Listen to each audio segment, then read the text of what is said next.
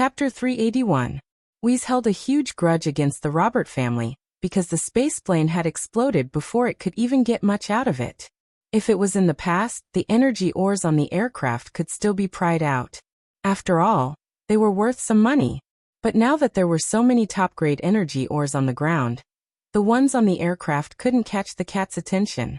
Weez let out a loud curse as it stared at the destroyed spaceplane in the sky. Then, it returned to the surface and continued its great mining business. It didn't even bother to look anyone in the eye, and they were smart enough not to provoke the cat. Only a few robots were left struggling. The frequency of falling objects had decreased a lot. Due to the different composition of the atmosphere, the debris didn't burn for long and the sky returned to its original state. Sillin looked at the debris on the ground, and then at the robots that were still struggling. They weren't affected by the destruction of the aircraft. They were relatively independent, but they could always follow their master's orders. Aside from the fact that they didn't have their own thoughts, this kind of mechanical army was pretty good. It was just that they were unlucky to run into the Shi family and the Shi family's army. Shi Kai was the only one behind the Shi family army, but the genius Shi Mu was also on their side. If the Robert family couldn't win now, then it would only get worse in the future. A Yu's secret would boost the Shi family's morale. Although Yu didn't say anything, Sillin had the same feeling. Some people from the Freedom Army had already started cleaning up the battlefield. Others continued mining. Now that the enemies were dealt with, they could go mining without worry. A person from the Freedom Army was holding a tool and was about to start digging at a relatively large pile of ore. But as soon as he got close, a pair of cat paws appeared on the pile of ore, followed by a seemingly harmless cat head. Huimao pressed its paws against the pile of ore and looked at the person carrying the tool. It bared its teeth at the person who was holding the tool. The person was stunned for a moment, then quickly turned around and ran away as if it was the plague. Seeing that the person was so tactful, Huimao didn't continue to press and continued to mine. The people from the Freedom Army looked at each other and curled their lips. Forget it, don't provoke that cat. Didn't you see how those metal men were turned into ashes? The Freedom Army attributed Huimao's behavior to an animal's sense of territory. In truth, everyone in the 11th squad knew that territory was bullshit. What awareness! To that bastard, these mines were nothing but piles of fish biscuits. Achenthus discussed with Sillin for a while and divided the area. Sillin occupied the majority of the area. After dividing the area, mining would be faster, and there would be no conflicts. The Freedom Army had no complaints right now, and the metal soldiers were still floating in the sky. If a fight broke out, then they would definitely be the ones to suffer. It was better to be obedient, and at least they could reap some benefits. The fact that Alkenthus had brought them here meant that their brains were a bit better than most of the lunatics at Sector V. Not only were they a bit better skilled, they were also smarter than most of the madmen at Sector V. The danger was over, and there were still metal soldiers standing guard in the air. Old Mo also wandered out to survey the terrain and the surrounding environment. Others were concerned about the mineral deposits, but Mo Hung was more concerned about how such a mineral deposit could form here. Although Mo Hung was not proficient in these things, he had studied similar projects for a period of time in the past. After investigating this place, Mo Hung had a guess. He felt that someone had used the environment and magnetic field here, and used some technology to catalyze the formation of this mineral deposit. Mo Hung didn't know how, but he did know that there were traces of artificial modification. It was just that it was a long time ago, and it wasn't that obvious. When Mo Hung mentioned his doubt to Sillin, Sillin smiled and told him not to look into it. Old Mo sighed. As I thought, there are top geniuses in every era. It's just that some have been discovered and become famous overnight, and some have remained unknown until now. Sillin didn't explain the Shi family's matter to Mo Hung, and the old man pretended to be confused. Mo Hung had speculated a lot of things during his time with the 11th squad, but he didn't show it on his face. He pretended that he didn't know anything, and since Sillin told him not to look into it, Mo Hung pretended that he didn't notice anything. There were a lot of wounded, but the people of the 11th squad were fine. Chifeng's claw wound was a little more serious, but the others only suffered minor injuries. The 11th squad had also provided aid to the Free Army. If it weren't for them, the Free Army would have suffered more casualties. Aiken thus was very grateful for this. A lot of places on the planet, especially places with a lot of mineral deposits, had projectors installed underground. That was why White Knight could be seen in the form of a projection.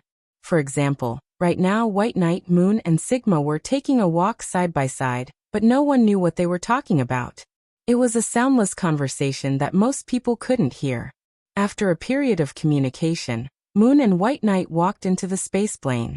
We stopped watching them after seeing that the mines had been cordoned off and played with them. "You're White Knight." Huimao stood on a high shelf and looked down at the white projection below. It was growing more and more fond of the feeling of looking down at others from a high place. White Knight didn't answer. She simply looked at Huimao. After the chaotic battle earlier, she already knew what was different about the cat. Wheeze wagged its tail. "I know a guy called White Knight from the Miss Bodhisattva sect, but he's a man. His eyes are one black and one white, and he looks like an idiot. Ah, there's something in common between the two of you, and that is you both have facial paralysis. White Knight and Moon. Can't this cat speak a little more gracefully?" Although White Knight didn't have much of an expression on her face, you knew that she still cared a lot about Wheeze's words. Moreover, her name was originally just one word, and that was White. It was only because of the minerals and the Olillo incident in the myth of creation that she was labeled as White. Actually, it's not that big of a deal. The League of Stars and Miss Bodhisattva are huge. There are plenty of people with the same name, Sigma hurriedly explained. White Spirit. What? Huimao cocked an ear to the side and looked at the white figure below. "I'll be called White Spirit from now on. White Knight is the name of the energy mine," White Spirit said. Ayu swung his arms and circled the White Spirit. "In any case, I'll just call you Whitey." Ayu told Wheeze about the White Spirit. Now that the White Spirit was completely free, she no longer needed to guard the energy mine. The Shi family was supposed to stay together, wasn't it? That was why the White Spirit was supposed to stay with Sigma and Moon. Huimao slowly wagged his tail and stared at White Spirit for a while. "You don't look like a bad person. Fine, I'll let you join the team." When Carrie heard Huimao's words, he curled his lips and knocked Huimao on the head with a tool. Then he quickly put down the tool and slipped away. Huimao bared his teeth at Carrie's back, stretched out his claws and pulled them back. "I'll deal with him later. I'll pry open all of Carrie's storage cabinets." No one knew what the White Spirit was thinking when she saw the scene. Even though to others she was just a virtual character created by a program. Just like the original robot, the White Spirit had her own thoughts, and that was what amazed Shikai. Huimao bent his forelimbs and combed the hair on his head that was messed up by Carrie. Then he looked at White Spirit and asked, "Oh right, when did you become Cheto's girlfriend?" White Spirit. "Who the hell is Cheto?" The White Spirit looked at Moon, who was counting his fingers, and then at Sigma, who was looking left and right. "I want to know as well." Chapter 382. The edge of the mining area was littered with debris. The cleaning robots only cleaned up the debris within the mining area briefly. They didn't bother to clean up the mechanical debris or the smashed robots outside of the mining area. The Freedom Army only took care of their own casualties. They didn't bother to deal with the metal guys because they were all too busy right now. Right now, Cheto was standing quietly in the middle of the wreckage. He looked very bleak in this dim environment, or at least that was what Carrie thought. Carrie had just knocked Huimao with a tool and slipped out of the mining area. When he was circling around the perimeter, he saw Cheto standing among the wreckage, so he turned a corner and walked towards him. In Carrie's opinion, Cheto must have been touched by the scene. After all, Cheto was a robot. How could he not be emotional when he saw the wreckage in front of him? It was no different from a human seeing a field of corpses strewn all over the place. "Hey brother. Feeling sad alone?" Carrie walked up to Cheto from behind and patted his shoulder. Cheto slowly turned around to look at Carrie. There wasn't any sadness on his face, and it definitely didn't look like he was sad. However, Carrie attributed it to a robot's habitual facial stiffness. Actually, there's no need to think too much about it. Hunters like us face things like this all the time. I was a little uncomfortable when I first saw a field of corpses and a sea of blood, But I'm a human too. Later on I got used to it. Some bastards deserve to die. Just think about how evil those robots were. While Carrie was talking, he saw Hui Mao and Sigma walking towards him from the corner of his eye. The white spirit's white figure was too eye-catching in this environment, so it was hard not to notice it. Ahem, about that. Keep thinking about it. I still need to help out over there. Carrie said goodbye and slipped away. He didn't want that fat cat to take revenge on him. Hui Mao trotted over and jumped onto Cheto's shoulder. Then it patted Cheto with its paw and said to the white spirit, "Here, this is Cheto." Cheto looked at Moon and the others before looking at the white spirit studying him. Finally, he turned to look at Hui Mao and asked, "What's wrong?" "It's nothing. Little Bai said that she doesn't know you, so I brought her here to meet you. She's your girlfriend after all." Wheeze licked its paws innocently and pretended not to notice Ayu gesturing at it. Cheto and the white spirit turned to look at Moon at the same time. Moon's head was still bowed, and his thumbs made of oval-shaped metal plates were circling each other. Suddenly he let out an ah and said to Cheto, "What did Carrie say to you just now? Is there a secret?" What a great way to change the topic. Still, Cheto gave him face and answered, "It's nothing. Carrie thought I was being sentimental here, and he was just expressing his concern for his teammates." What's there to be sentimental about? Hui Mao tilted his head and looked at Cheto. Cheto shot him a helpless look and said, "I don't know. Maybe human hearts are a little fragile and emotional or something." Ayu scratched his round head and said, "Then why are you standing here? This place is full of trash." "I'm looking for some useful information," Cheto answered. "Information?" "Yeah." While saying this, Cheto pointed at a robot that had been chopped in half, its torso caved in, and its head was severely deformed. Then, a disjointed image appeared in his eyes. The image was very blurry, but it was clear that there were two human figures in it. One of them was Robert Borat, and the other was flickering a lot because the image was very blurry. This is their memories. Cheto's eyes returned to normal, and the image disappeared. Doesn't that mean we can read the memories of these dead robots to find useful information? Hui Mao asked. Not every robot. We can't read the memories of robots that are completely dead and relatively conscious. However, we can read the memories of robots that are in between these two states. However, the memories of these robots are incomplete, and the degree of damage varies. It's up to luck to get useful information. Hui Mao, Yu Sigma, and even the White Spirit tried to read the memories of those who were in the dead and awake states. Most of them were in the dead state, and it wasn't easy for them to find a robot in the middle state. Unfortunately, it wasn't as smooth as Cheto's. Meow. I'm giving up. Hui Mao clawed at a nearby robot that was in the dead state. He couldn't read Cheto's memories, and all he could see was a series of images that couldn't be seen at all. Although he was angry, he didn't stomp on the robot in the middle state that he had finally found. Instead, he vented his anger on the dead robot. Cheto walked over and read the memories of the robot Hui Mao had tossed aside. He didn't find anything special for now, so he decided to go back and organize the information he had gathered. He should be able to find something. If we can find more information, we'll be able to learn more of the Robert family's secrets. It'll make our operation a little easier, and it'll be good for us, said Hui Mao while scratching at a dead robot with his claws. A cat was a vengeful animal. It still remembered that it had failed to obtain any benefits from Robert Borat, and that the fellow had slipped away. No, these memories can only be used as a reference. They might not be correct, said Cheto. Machines don't lie. Ayu didn't agree with Cheto's explanation. His master once told him that robots were very honest, and that their memories were as they were. Unlike humans, they wouldn't make up a lot of things that they didn't know how to make up.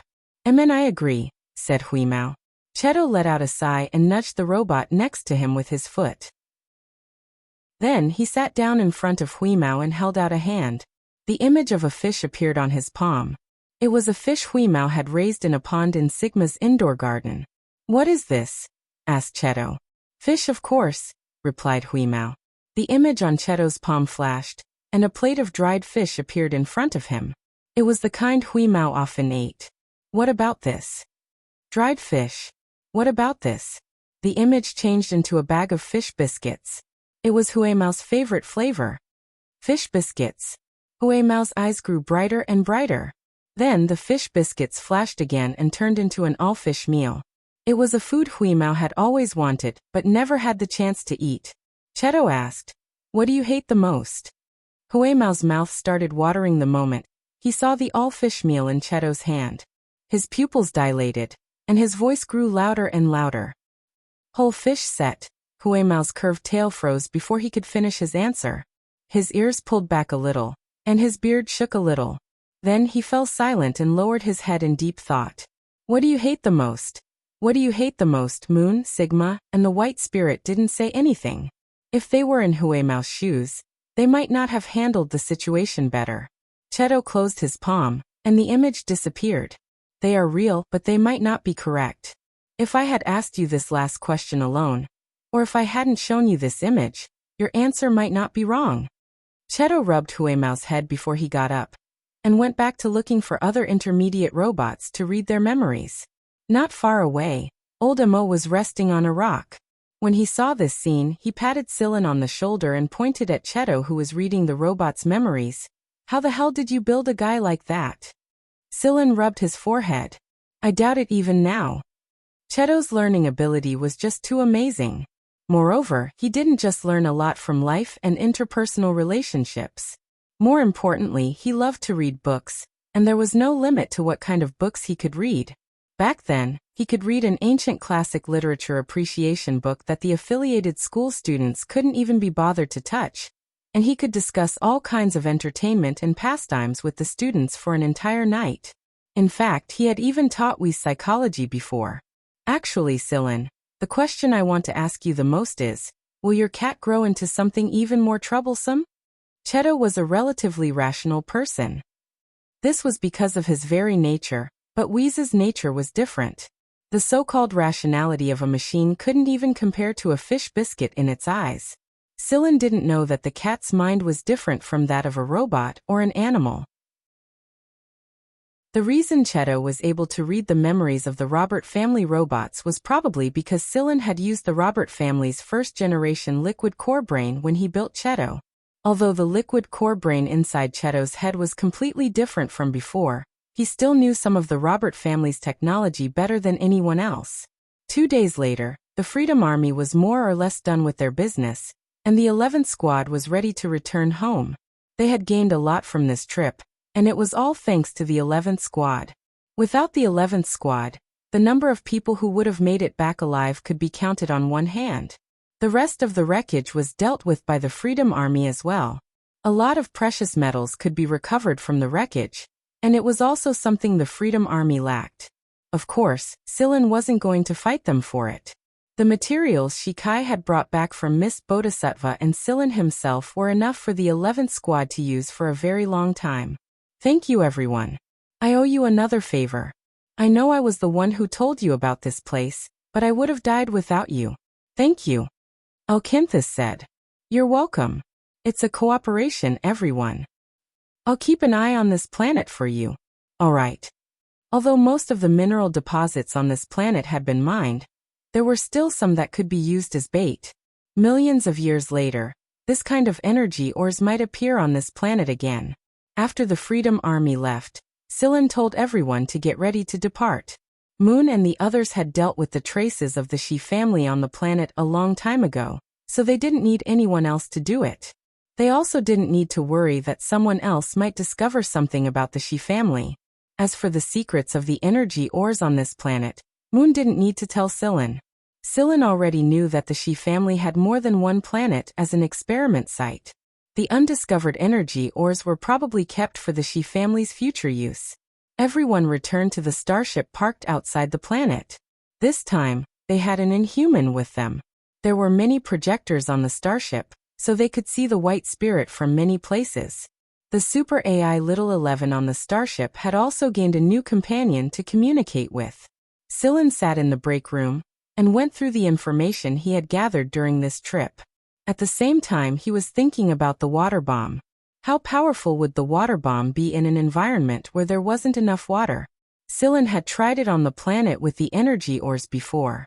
The crystallization process was very slow, and the effect wasn't great. He couldn't unleash its full power at all. Moreover, the crystals weren't pure either. Once they were impure, the crystal's hardness would decrease, and they would shatter easily. What if it wasn't a water bomb, but something else? After calculating for a long time, Sillin finally gave up. He couldn't think of a way to succeed just yet. Lying down on the chair, Sillin took a deep breath and relaxed himself. Then he turned around and saw Huimao sleeping so soundly beside the table that his neck was dangling over the edge of the table. He had no idea how he could sleep so soundly in such a position. Huimao had fallen silent for a while after Cheto had said those words to him, but it was only for a very short time. After that, Huimao had reverted to his old self and even pried open Carrie's locker. After stretching his limbs a bit, Sillin walked out of the break room and went to discuss his future plans with Yudi. Sillin immediately saw Cheto sitting there reading a book the moment he walked out of the door and turned a corner. This guy often sat there reading books, and because he wasn't disturbed by Snowball and the others playing around, very few people passed by this place. It was quiet and close to Cheto's own room. Suddenly, Cheto said, "Don't waste your energy. You can't infect me." The white spirit appeared next to him right after Cheto finished speaking. Cheto's gaze moved from the book in his hand to the white figure next to him. "You can't infect me as long as I don't agree to it." The white spirit stared at Cheto for a while before pointing at the book in his hand. "Why do you want to read these things? They can be firmly memorized through data transfer. What I enjoy is the process, because I can learn a lot of things through this process. And in the process, I can feel that I'm not a rigid machine." The white spirit didn't quite understand Cheto's words. It was because Ayu had told her that they were advanced robots that were different from normal rigid robots. Therefore, she couldn't understand what Cheto was saying. Noticing the white spirit's confusion, Cheto flipped his palm and revealed a white interface. Let's take drawing as an example. If I want to draw a sea beast, the image of a sinister-looking sea beast appeared on the white interface. Its wide dorsal fin cut through the waves like a giant blade and rose straight into the sky. Is this a drawing? No, it's not. This is a direct reflection of the information in my head. I didn't draw it. While saying this, Cheto took out a pen and a drawing clip from his backpack beside the bench. He put down the book in his hand and placed the drawing clip on his knees. Then he flipped to a blank page and started drawing with the pen. The charcoal brush carried an ancient charm as it slowly drew a silhouette. Then, the silhouette turned from blurry to exquisite, and the sea beast slowly took shape. The white spirit watched quietly from the side. She seemed to be starting to understand something. However, she was an incorporeal body, and she was used to conveying information through virtual projection. She couldn't walk and move freely like Cheto and Ayu. Her range of activity was always limited to a virtual world, and even her body was incorporeal. It was like a soul without a body. Do you want to give it a try? Cheto looked at the white spirit with a smile. How? It was still the same cold voice, but this time there was a hint of hope in it. Cheto raised the hand holding the pen. The hand that was originally identical to a human's gradually changed color, until it was almost the same silver color as a crude robot's. The white spirit was stunned for a moment before she sat down next to Cheto. She reached out and touched the silver arm. Then the two arms overlapped. Cheto once said that no one could infect him without his permission. No virus or program could infect him. However, he had removed the seal on one of his arms and allowed the white spirit's hand to attach itself to it. It looked like the arms of two people had overlapped. The silver arm slowly turned back to the same color as a human's, and there was a white shadow on the arm. It looked like a pair of hands holding a white palm, and the two hands were holding a pen. Next to the completed sketch of the sea beast, a rather exaggerated but cute little drawing slowly appeared. It was a picture of blue skin swinging its tail while standing upright. Its mouth was wide open and spraying water. Standing at the corner, Sillin smiled when he saw it. Just as he was about to leave, he felt a weight on his shoulder. Oh, Cheto is hitting on a girl. Cat's eyes widened. They're drawing blue skin? Why not me? Sillin grabbed Fat Cat, who was about to go over and cause trouble, and walked to the other side of the passage. Meow, I'm going to tell Moon and the others. After Silin dragged him out of the passage, Huimao ran off to gossip with Moon and the others. The Miantuan hurriedly followed him and grabbed Cat's tail. Then Huimao ran away with him. Oh Silin, you came just in time. I was just about to notify you, said Yudi when he came out of the command room. Silin walked into the command room, and Yudi showed him the encrypted message he had just received. There was no actual content in the message. It was just a signal band, and the message was for Silin to contact them through it. Silin adjusted the parameters of the command room's communicator, using the decoded signal band. Then a human figure appeared on the light screen. I was wondering when you would be able to contact us. Hee long time no see kid. Silin frowned. He didn't think he had seen this person before, but Silin remembered the voice. What a surprise! Chapter 383. The man looked very ordinary. His clothes and appearance were ordinary, and he did not have the kind of aura that could be felt even through the communicator's screen. He looked like an ordinary middle-aged uncle in the middle of a crowd. That was all. However, this person was the person Silin had been searching for the answer to his doubts. Back when he was in the Grade 1 prison of Sector S, the semi-conscious Silin had heard this voice, and the voice had even hypnotized him. At the time, whenever Silin tried to recall the situation before he fainted, he would be affected by this voice and unable to calmly analyze what happened at the time. It was true that Silin had never seen this person in person, but Silin remembered this voice very clearly. Moreover, although this person did not rescue Silin back then, he did not kill Silin directly either. Wuxia incognito? Silin looked at the person on the screen. Yo, you know me. The uncle on the screen smiled, scooped a spoonful of ice cream into his mouth and smacked his lips. I remember your voice, and then I made some deductions based on what happened later. Silin answered. Although things didn't go too smoothly at Sector S back then, Silin did admire Wuxia Incognito quite a bit. Wuxia Incognito, the leader of the organization Wuxia. He was also the assassin organization Wuxia that he led. Together with Mist, they were known as the two top assassin organizations in the entire League of Stars. Because they were so special, these two assassin organizations basically did not participate in other assassin organization rankings.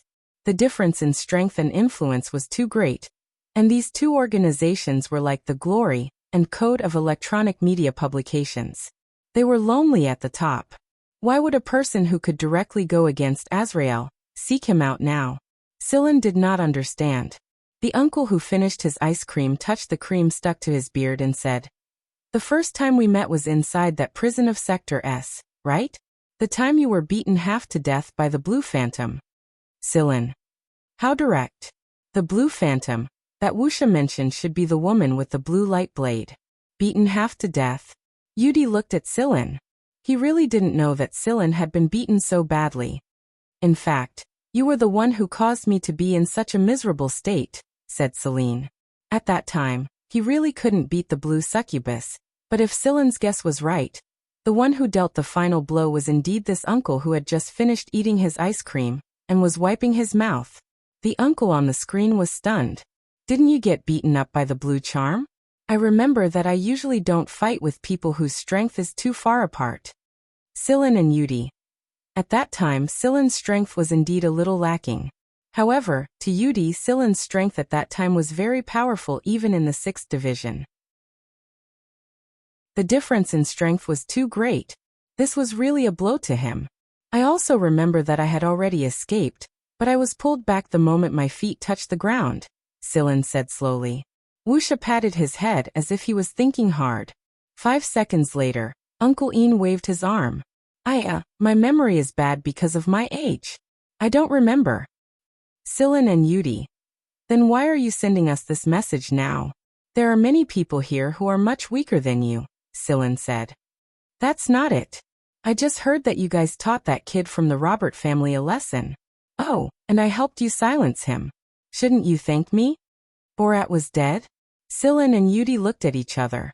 What they cared about was not whether Borat had been silenced, but how did Wuxia's people find out about what happened here, and how did they coincidentally encounter the escaping Borat?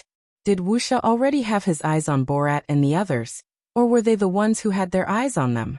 They had their eyes on Borat and used someone else to get rid of the main force, then waited outside to get rid of the fish that escaped the net. But if they had their eyes on the 11th squad from the start, after some thought, Sillin said, "You're really far-sighted." Uncle Ian chuckled and cupped his hands. "You flatter me. You've been watching us, haven't you?" Sillin said. "Yes." Uncle Ian did not hide anything from him. "It's just that I couldn't find you, kid. I only saw your robot substitute a few times." It seemed that Wuxia came prepared and had done a detailed investigation on the 11th squad. "You haven't told me why you're looking for us. The 11th squad is just a small squad in Vanguard, and it's only been established recently. Like you said, the difference in strength between us is too great, so there shouldn't be much interaction." Difference in strength. Uncle Ian rubbed his chin. "If I remember correctly, a couple of my subordinates suffered at your hands before. For example, Rhapsody on a rainy night?" During their rescue mission, Sillin and the others had run into members of Wuxia, namely Liquid Silver, Stora, and Judy. The trio had failed to gain any advantage over Cheto and Shusag, and Judy had suffered a setback as well. Back then, Liquid Silver and the others had gone to Miracle Corporation's base to complete their mission, and when they returned, they looked like a mess. Everyone in Merciless was very surprised because they had never seen them in such a sorry state before. Later on, after Liquid Silver and the other two explained the incident in detail to Uncle Ian, he managed to gather some information and put the blame on Sillin. Although Shusag had reverted to his original appearance during the investigation, Liquid Silver was still able to recognize him. He didn't look like the man they'd met at the base. The more they investigated the 11th squad, the more puzzled they became. Why did it feel like this squad was full of secrets? Why would the captain use a robot as a substitute? Wuxia hadn't run into Sillin or Cheto at all during their investigation. It was precisely because of this that Wuxia was even more curious. The fact that they were able to beat Wuxia's men proved that they were capable people. He didn't think that a small squad of the Big Four would be able to infiltrate Miracle's base and mess with his subordinates. "Let's meet up. There are some things I need to tell you in person," Uncle Ian said with a sincere expression. "Are you going to jump out of nowhere if I say no?" Before Wuxia could answer, Sillin said, "Level 1 search." Wuxia still didn't understand what Sillin meant. A short while later, Judy walked over and pointed to the side with an embarrassed look on her face. Wuxia turned around and saw a line of words appearing on a screen in the command room.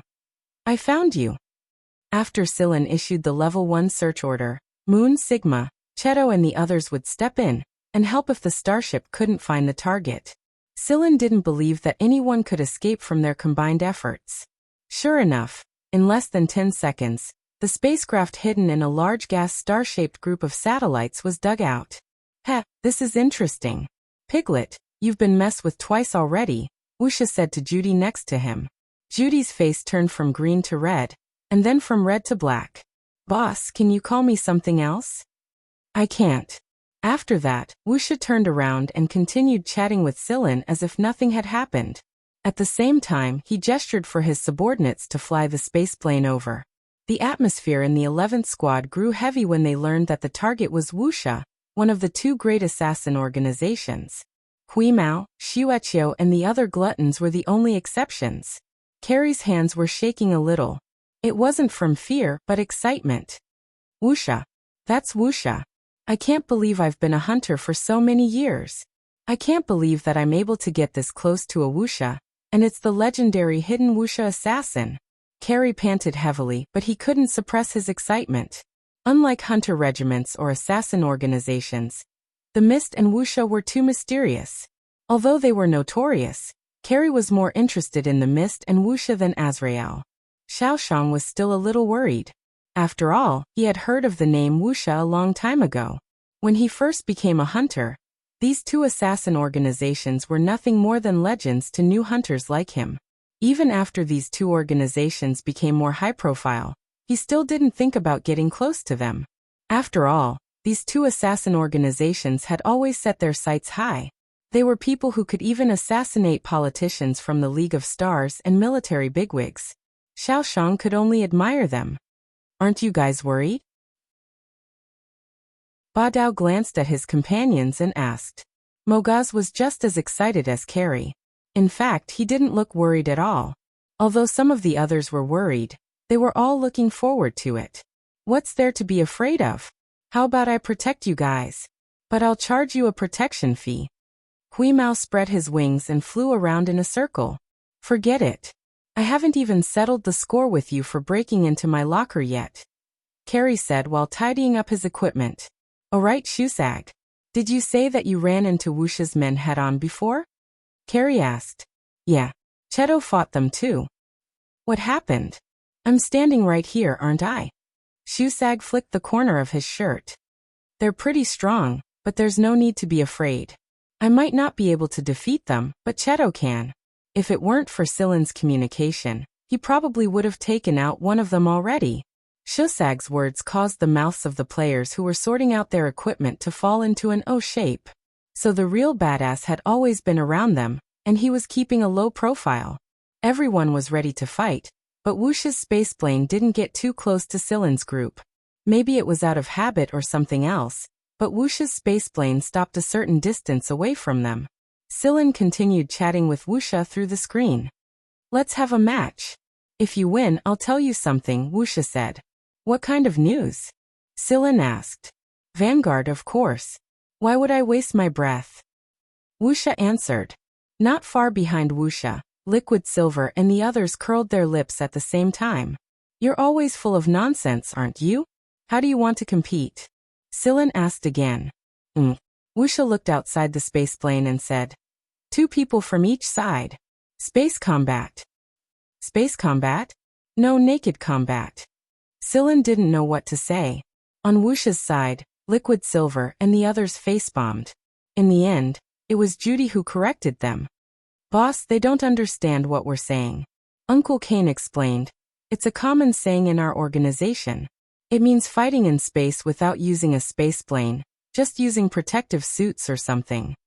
After Wuxia's explanation, Silin asked, location? Wuxia waved his hand, and an image popped up. It was the scene outside.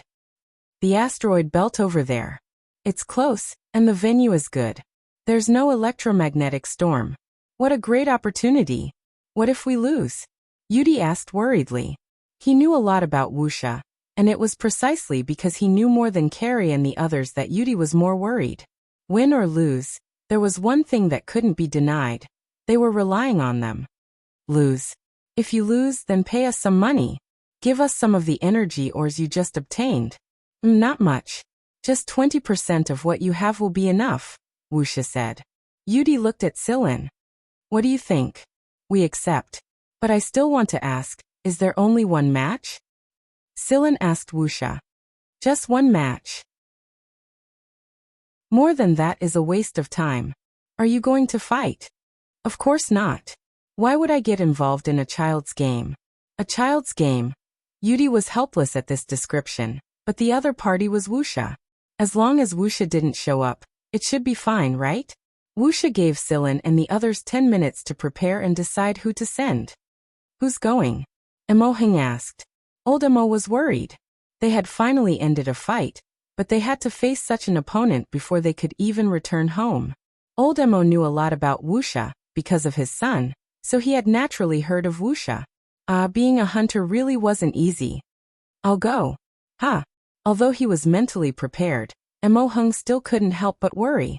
There were plenty of capable fighters in the 11th squad, and they could join the fray as well. What if something happened to Silin himself?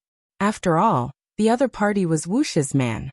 At the end of the day, old Emo was still selfish. He didn't want Silin to take the risk. It's fine. I know what I'm doing. You know what you're doing? That's what you say every time. Old Emo waved his hand and sat down helplessly. What about the other person?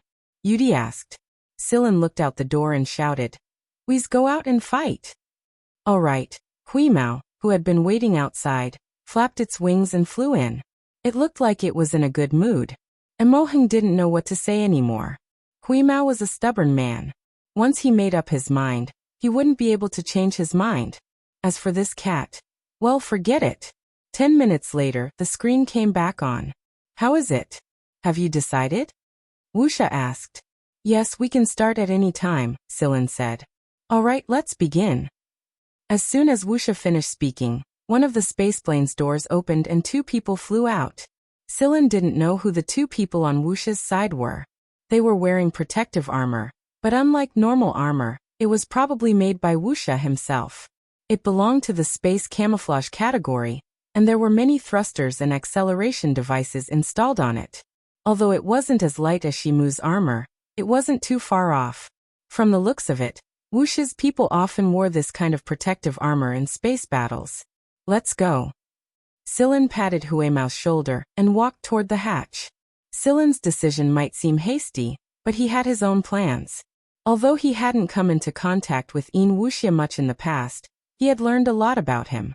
Shi Huajing and Lung had told him a lot of things about Wuxia just now, and Mo Hung had told him some things about Wuxia.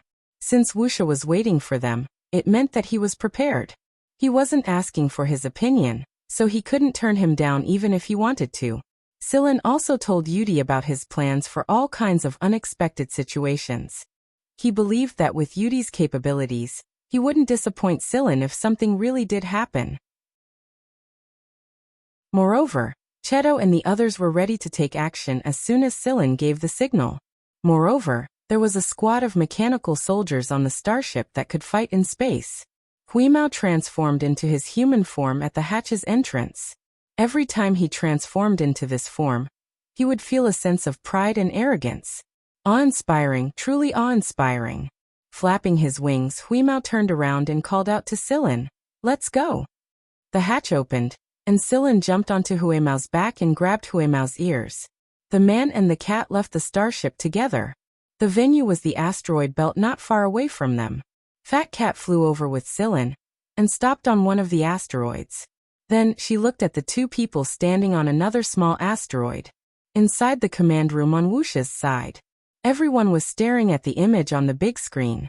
It really is him and that cat, Judy said. Just now, they were discussing whether Cheto or that strange cat would be the one Cheto was going to fight. During their investigation of the 11th squad, there was a video of the cat flying in space after its transformation. That was why they had made a bet on it. Wuxia had bet on Huimao's side, and Liquid Silver and the others had bet on Cheto's side. After all, they had seen how terrifying Cheto was. In the end, Cheto was the cat. To be honest, that cat is pretty impressive. Is it the legendary cyborg? Judy asked. That's right. Moreover, it's different from the failed products of those researchers. This cyborg life form is very stable. As Wuxia spoke, he glanced at the little fellow who was standing next to a small cup of ice cream and chewing on it. What do you think? The little fellow looked like a mouse, but it had a long, furry tail and a pair of big, bright eyes. Right now, it was scooping ice cream from the cup with a small spoon. Hearing Wuxia's words, the little fellow wiped away the cream stuck to its whiskers and said, "I see." Then it buried its head back into its food. Cheto's gaze moved away from the little fellow. Although they had seen the cat before, it had never shown itself in this form before. If it had shown itself at that time, it would have attracted a lot of attention. Sillin sure hid that cat well. Over at the asteroid belt, Sillin made a pause gesture just when the enemy was about to make their move. Then he asked, "Are there any weapons restrictions?" The duo paused for a moment and didn't say anything. A while later, Wuxia replied, "Don't bring out that arrogant lightning shooting cannon of yours. We don't have anything like that anyway." In other words, anything except that weapon was fine. Sillin jumped down from Huimao's back, and his armor automatically attached to the asteroid. The 2 opponents flew over from the opposite planet the moment Sillin made his move. Because of the acceleration of the protective armor, it only took a blink of an eye for them to land a few meters away from Sillin. "Is it okay this time?" the other party asked. It was hard to tell whether it was a man or a woman, nor could it tell their age. It was neither fast nor slow, and there were no loopholes. Do you assassins know how to wait for the start before killing? As soon as Sillin's words fell, the other party made their move. Being able to wait for the other party to be ready in this space station was also giving Sillin face. Just like Wuxia said, this was just a competition, not an assassination. Sillin moved his hand, and the slender long knife appeared. Sillin didn't intend to hide this. He believed that with Wuxia's ability, he should know something. Even if he wasn't sure, he would still suspect Sillin. The other party's figure disappeared in a flash. When the two knives collided, only a brief flash of light could be seen. The next moment, a similar flash appeared in another place. When the other party lashed out with the spiked whip, Huimao transformed back into his fat kitten form under everyone's dumbfounded gazes. Huimao's behavior surprised the members of the 11th squad. Huimao had always thought that the ferocious form was the most suitable for Lord Cat. Before the battle, Lord Cat would show off his ferocious form, and most of the time, Huimao would appear in that form, just like when he was fighting the robots. But why would he transform back in front of everyone? Inside the aircraft, Wuxia, who was holding a cup of ice cream, paused for a moment before he smiled. Piglet, that kid is so cunning. How can he hide so well? Everyone wanted to see how Huimao would fight in that form, but Sillin had already told Huimao to transform back as soon as the battle started. With Huimao's speed, there was no way he would be injured. Even if he ran a lap around the asteroid belt, he wouldn't be caught. Sillin was confident in this. What puzzled Sillin was why Wuxia wanted to force Huimao out. Wuxia didn't arrange this so-called sky battle to see the combat power of the other members of the 11th squad. If he really wanted to see it, why didn't he choose a planet to fight on land? Why did he choose to fight in space? Sillin thinks that something suddenly occurred to him when he saw Wuxia pick up another cup of ice cream. Sure, Huajing had told Sillin that there was someone in Wuxia who was very interested in cyborgs. Chapter 384. Over at the asteroids, Sillin was blocking one attack after another. His opponent's movements were quick, but he didn't feel the slightest bit of discomfort or awkwardness in this kind of environment. It was almost as if his movements had become one with the armor he was wearing. Every time his armor accelerated, it was just right, not too early, not too late, and not in the slightest. His opponent was already fast to begin with, and with this acceleration, his attacks became even more powerful. Moreover, if he were to use an assassination technique, his chances of success wouldn't be any lower than if he were in a normal environment. This was Wuxia's killer move. No matter what the environment was like, he would always be able to maintain his peak performance and not be limited by the environment. Sillin's armor didn't have this acceleration function, but it did allow Sillin to remain unaffected by the environment. Every step he took, every jump he made, every step he took, he would move as if he were in a place with normal gravity. Blade light flashed, and the dagger-like knife that was blocked by Sillin's longsword curved strangely in the next moment. Then, it bypassed the longsword like a venomous snake and shot straight between Sillin's brows. Celine leaned to the side and lowered her body. Her longsword pierced through her back and blocked the snake-like blade gleam. The light from the crisscrossing blades flashed again. Inside the 11th Squad starship, everyone was staring intently at the screen. The more they watched, the stranger they felt. After looking at the screen for a while, Yudi breathed a sigh of relief. Sillin shouldn't be in any danger anymore. While Sillin was worried, the gray cat wasn't making any progress on its side either. Its running skills were too good, and the whip-wielding man was starting to feel a little helpless as he chased after it. The cat was fast, and it would run for a while before turning around to see if the man had caught up to it. If they hadn't, it would scratch them once before continuing to run again. I think that guy must be feeling pretty depressed right now, Carrie commented as he watched the whip-wielding man chase after Huimao. Xiaoshang and Mogaz nodded in agreement. The tension in the air had lessened significantly. It's too rare, it's really too rare. Phoebe exclaimed excitedly. What's too rare? Carrie and the others looked at Phoebe in confusion. It's the one with the whip. My idol. In fact, my use of the whip was also influenced by Taipana. I was fortunate enough to see it once when I was with the main team. Phoebe explained.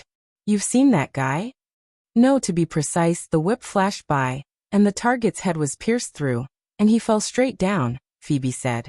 Phoebe was quite excited at the thought of that experience. Because of that shock, Phoebe later chose to use a whip as a weapon. However, she didn't choose the exact same whip as Taipanahan's because she wasn't used to it and it wasn't suitable for her. In the end, she still chose this knuckle whip. After a few years, seeing Tai Panahan again, Phoebe still couldn't suppress her excitement. She actually saw her idol again. It was still so clear. Although she still couldn't see the face, Phoebe was already satisfied. Tai Panahan. Tai Panahan. Yudi thought for a moment. There was not much information about Wuxia. He also knew that there was such a person in Wuxia, but not every name could be matched. Wuxia always appeared and disappeared mysteriously. Most of the people in this organization had never seen their true faces. In the name of Tai Panahan, Nahun was his real name. Tai Panahan was just his code name. Tai Panahan was a type of snake.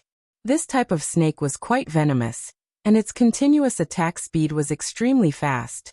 Once the code name was connected to the person, one would know what kind of person it was as soon as they heard the code name. However, even this venomous and fast snake was a headache when it encountered Huimao.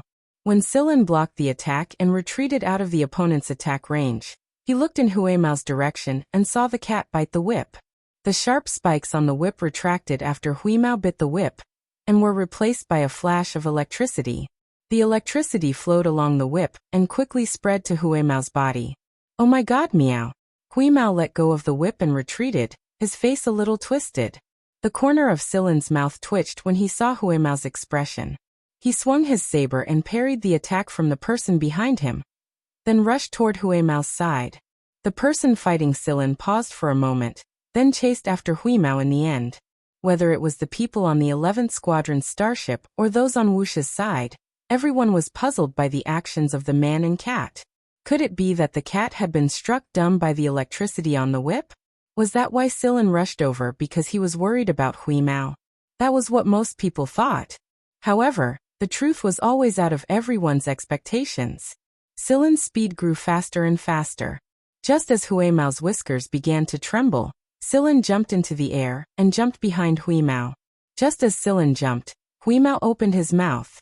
Puff! Like a torrential rain, a pile of metal fragments sprayed out of Huimao's mouth and shot toward the two people on the other side.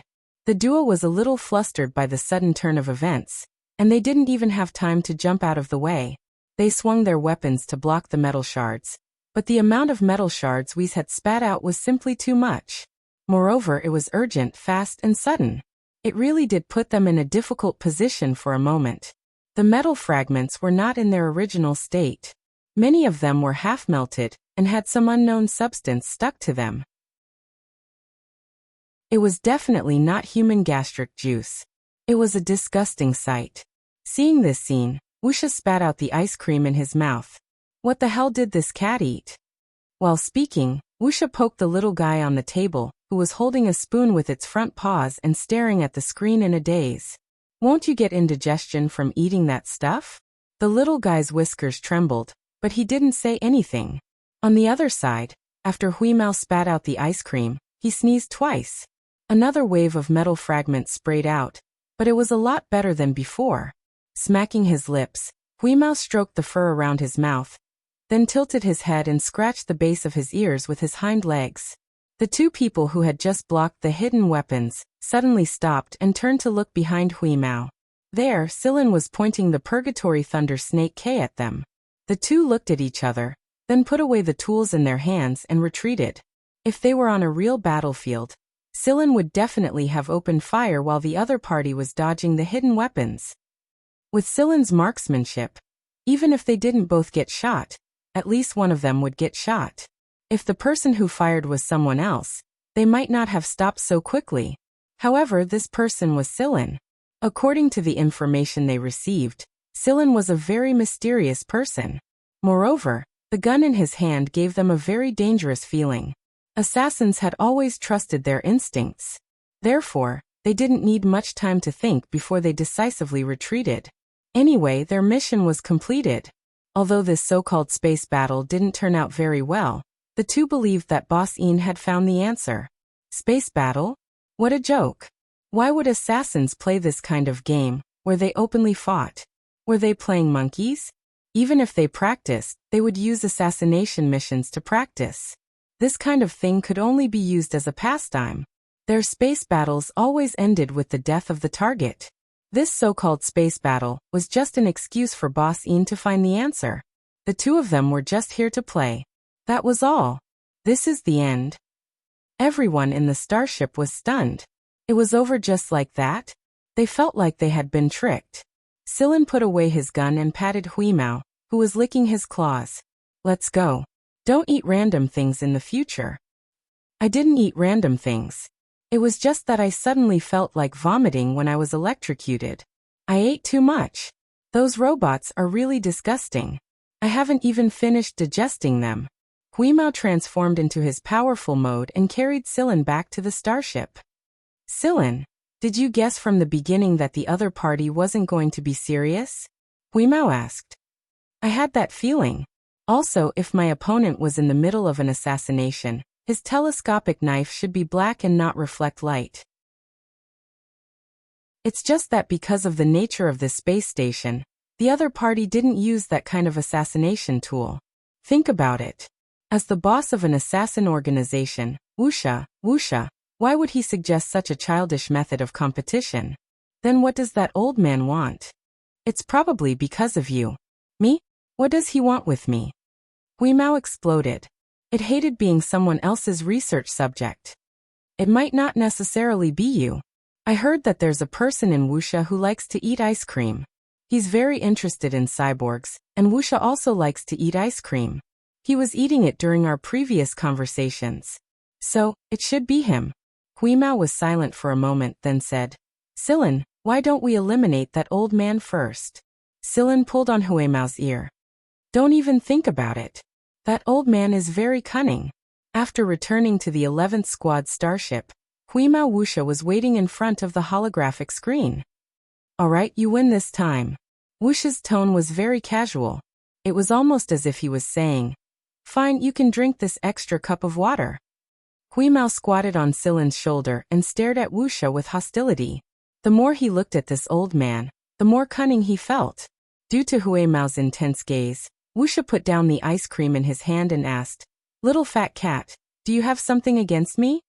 Huimao raised his chin. I know you're plotting something against me. After a pause he said, Are you going to do something improper to me? Huimao Wuxia. The little guy sitting on the table next to Huimao Wuxia also widened his eyes. Was this cat's brain still working? Sillin flicked Huimao's ear. That last line shouldn't be used in this situation. I told you not to watch those pornographic films like you. You'll turn into an idiot if you watch too many of them. Huimao swung his tail in annoyance and harumphed. Alright, let's get back to business. I said I would tell you something if you won, so I'll fulfill my promise now. Huimao Wuxia straightened his face and said, This information is about several core members of Vanguard. Someone is going to assassinate the higher-ups of Vanguard. And there are at least 10 people on their hit list. As for whether Jifeng is on that list or not, I'm not sure. Assassinate the higher-ups of Vanguard? Fog. Sillin only thought of this assassin organization that was on par with Huimao Wuxia. The other assassin organizations wouldn't have the guts to do something like this. Correct. Why didn't you tell Captain Jifeng? Why should I tell Jifeng? Uncle Ian said casually. However, if he told Sillin, Sillin would definitely tell Jifeng. Huimao Wuxia didn't care if Jifeng knew about this. Sillin thinks for a moment and said, I'll tell the captain about this. Is there anything else? Not for now. Oh, there's one more thing. I'm very interested in the cat on your shoulder, but don't worry, I won't do anything to it. In fact, in some ways, I'm on the same side as you. After saying this, Huimao Wuxia hung up. The aircraft also flew away and soon disappeared from everyone's sight. On the same side? Sillin still didn't understand the true meaning of Huimao Wuxia's words. By the time he understood, the two of them were already engaged in a fierce battle. Inside Huimao Wuxia's aircraft, the little guy who had finished another big cup of ice cream was already squatting in Huimao Wuxia's arms and dozing off. His long, furry tail was wrapped around his body, and he looked very satisfied. Huimao Wuxia stroked the snow-white fur of the little guy in his arms and said, How is it? How do you feel? This sentence wasn't directed at the little guy in his arms, but at the two people standing not far away. These two people were the ones who had gone out to fight Sillin and Huimao. That guy is hiding his strength, the person beside Taipan Han said. He had fought with Celine for a period of time. Although he hadn't used his best skills and hadn't used his true strength, he could still see some things. Hiding his strength. Yes, I think there were 3 times when he could have killed me in one hit, but I don't know if it's because it was just a sparring match or something else, but he didn't use his full strength, the person said confidently. That's true, Wuxia said slowly. Even now no one knows how strong Celine really is. Also, didn't you notice that he doesn't need to use force when he can? For example, the virus that caused the miracle, or the reason why the Skeleton King and his subordinates died a few years ago according to the information you've gathered. He didn't use force at all, he relied on other methods. He wasn't able to kill Osculo because of his combat prowess. There could be other factors as well. Actually, we all know that a person's combat prowess isn't that scary. What's scary is the ability to kill a large group of people without using any sort of combat prowess. Out of all the people we've come into contact with, people like that are the most dangerous because their destructive power is impossible to estimate. Not to mention, that kid has both. Also, I don't know what deal that kid made with Gaydar, but I know that Gaydar is the kind of person who won't care if the difference in strength is too big. Being able to talk to him and build a relationship means that Gaydar values Celine a lot. Someone wanted to make a deal with Azrael for Celine's life, but Azrael refused. Others thought it was because of Gaydar, but I think it was Si Huang who made the decision. Wuxia said this for his subordinates. He rarely spoke so much at once, but this time the people on the spaceplane would take it seriously. Celine didn't know what Wuxia's people thought of him. After he contacted Ji Feng, he told him about his conversation with Wuxia. However, Ji Feng seemed to be prepared for this. It's time for them to make a move. The them he was referring to was the Fog, and some related people. There were many things that Celine didn't know about in Vanguard, and the huge movement in Vanguard last time wasn't just about Songba Leruo being ambushed. Maybe Ji Feng had already noticed something. Ji Feng told Celine to be careful, and he would contact Wuxia. At the same time, he also told Celine to be prepared. Since Wuxia came looking for him, it wouldn't be a simple test. He believed that they would meet again soon. Celine agreed with Ji Feng's speculation. Ji Feng definitely knew more about Wuxia than Celine. On the other hand, Celine had a vague feeling that Ji Feng still had some thoughts that he hadn't told him. And those thoughts were related to him and Huimao. What do we do next, Celine? Yudi asked. Other than the news brought by Wuxia, Ji Feng had also sent over some internal information regarding the other hunter regiments. Recently, the other 3 hunter regiments had been acting strangely. Something was brewing. Just like Ji Feng said, the hunter world of the League of Stars was probably going to undergo a great change. Now that they knew that the A Squadron of Vanguard would be in trouble, the entire hunter world would be making a big move soon. No one would be able to avoid it once the war began, and a small team like theirs wouldn't have much of an advantage. Of course, the best thing for them to do was to meet up with the other B squadrons and deal with the coming change together. Let's return to the base at Sector Z and make preparations, Celine said. Alright, got it. Never fight a battle unprepared. Since they knew that a great change was coming, they had to arm themselves first. It was a good opportunity to get their hands on so many top-grade energy ores, and they could strengthen their weapons quite a bit. Moreover, they had to hurry. No one knew when the great change would erupt in the hunter world. While Celine was pondering the information he just received, Ayu was poking his head around outside the command room. It was only after Celine and Yudi were done discussing matters that Ayu flew in. What is it? Celine asked. Celine, have you been busy lately? Ayu looked a little nervous as he twirled his fingers. I won't be idle for the time being. Is there any trouble? Celine said. Well, if you're busy, we can help you with it. However, we hope that you can spare some time to help us. Ayu continued to twirl his fingers. What kind of help? If it's urgent, I can help you first. That's great. After Celine agreed, Ayu pulled Celine and rushed towards the other end of the passage. What's the rush? Celine ran after him. Hurry up and save me. Chapter 385. Celine knew that Moon and Shimu were busy working on the box that Sigma was holding like a treasure.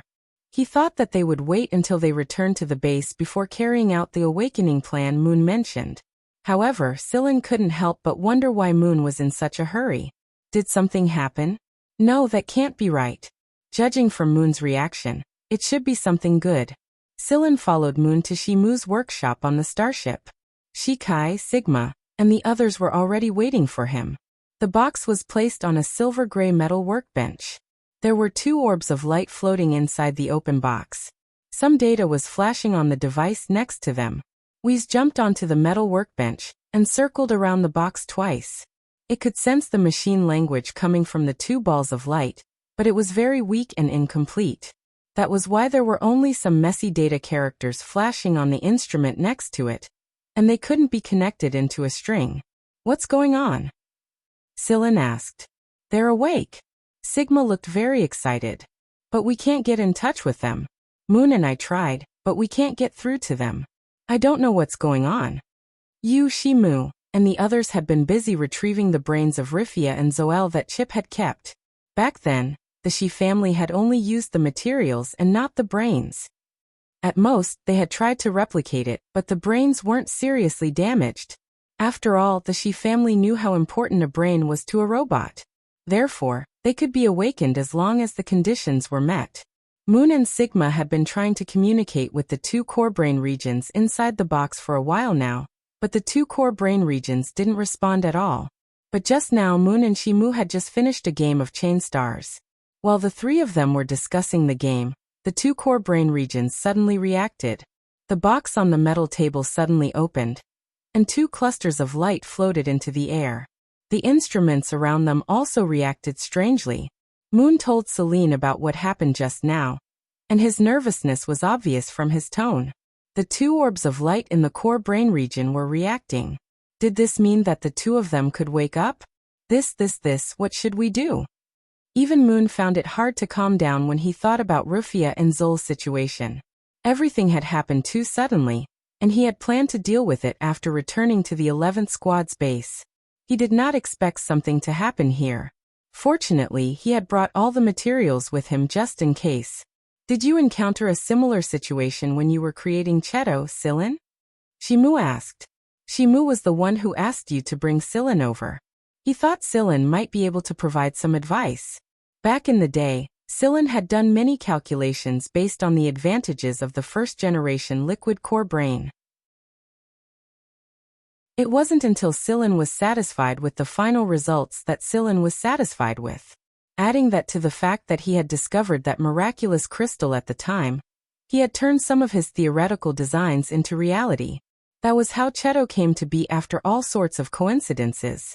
At the time, Cheto was nothing more than a newborn robot. He was like a newborn baby. His potential was there, but he didn't know much at all. After that, Cheto was the one who improved himself almost all the time. Right now, not even Sillin could understand the complicated structure of Cheto's brain.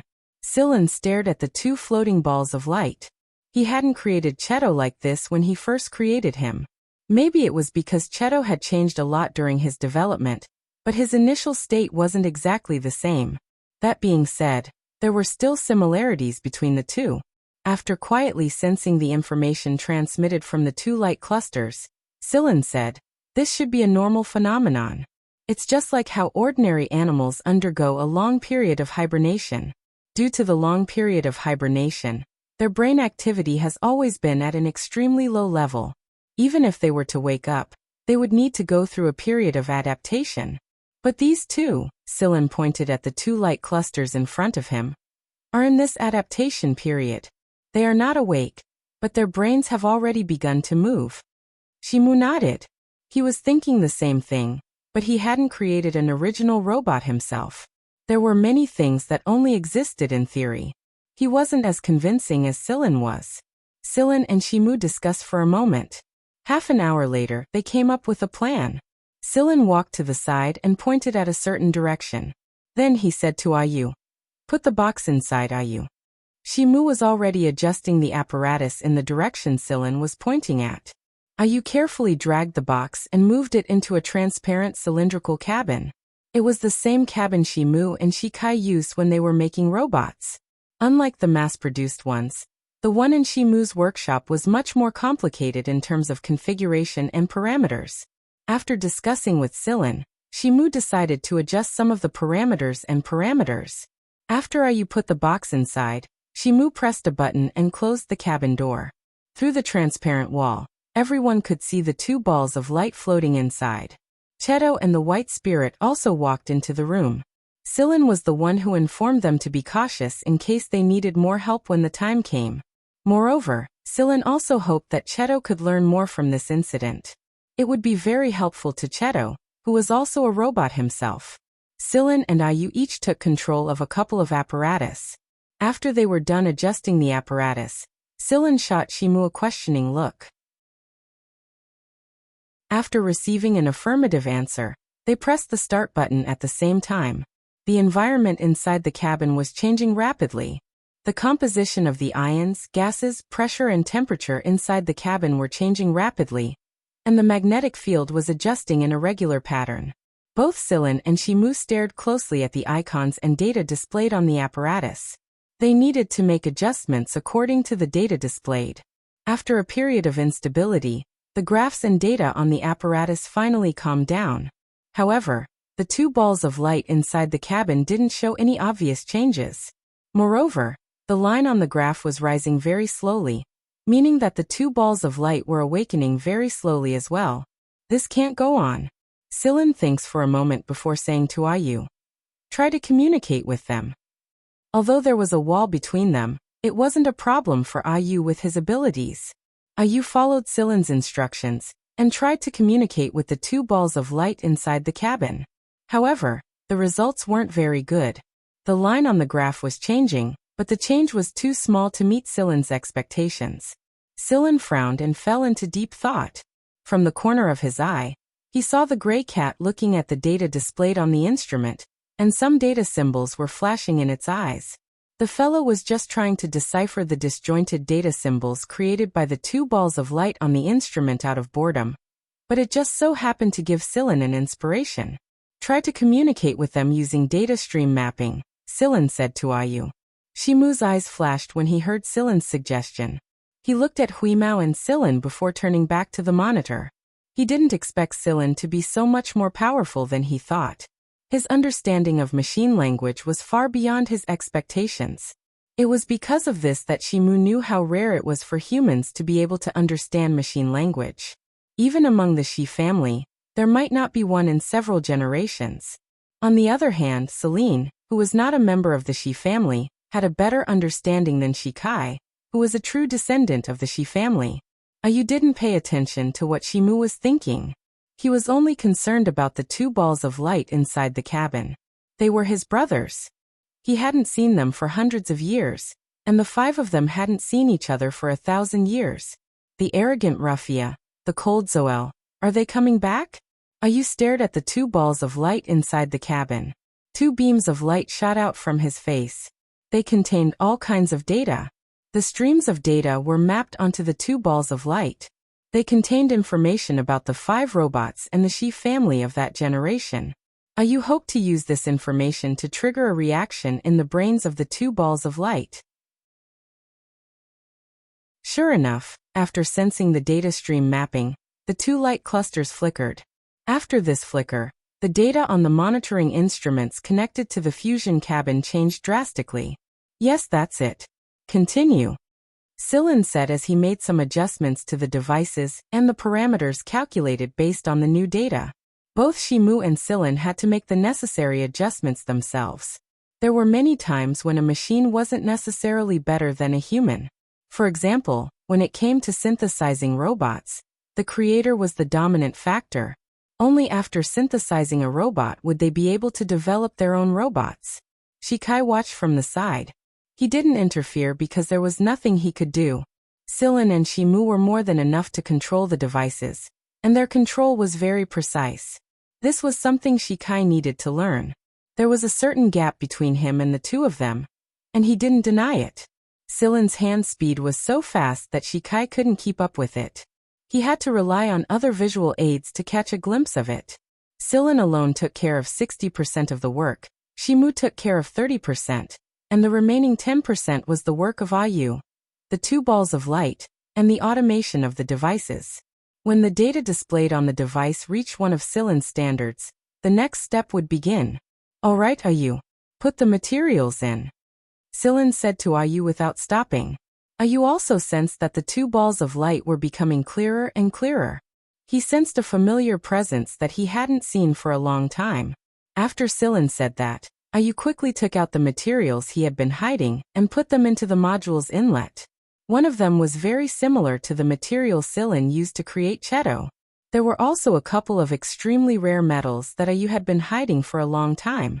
Even the Shi family didn't know about them, and the only reason Ayu had taken them out was to awaken Wuxia and Zoel. The balls of light inside the module grew brighter and brighter. As they moved, the materials were absorbed, shaped, and synthesized on their own. From the beginning to the end, a robot similar to Ayu and Sigma was slowly taking shape inside the module. Wuxia, Zoel. Agitated, Sigma began to circle around the cabin, arms swinging up and down, unsure of what to do. Cheto didn't say a word as he watched Ayu and Cheto. However, he didn't miss a single detail.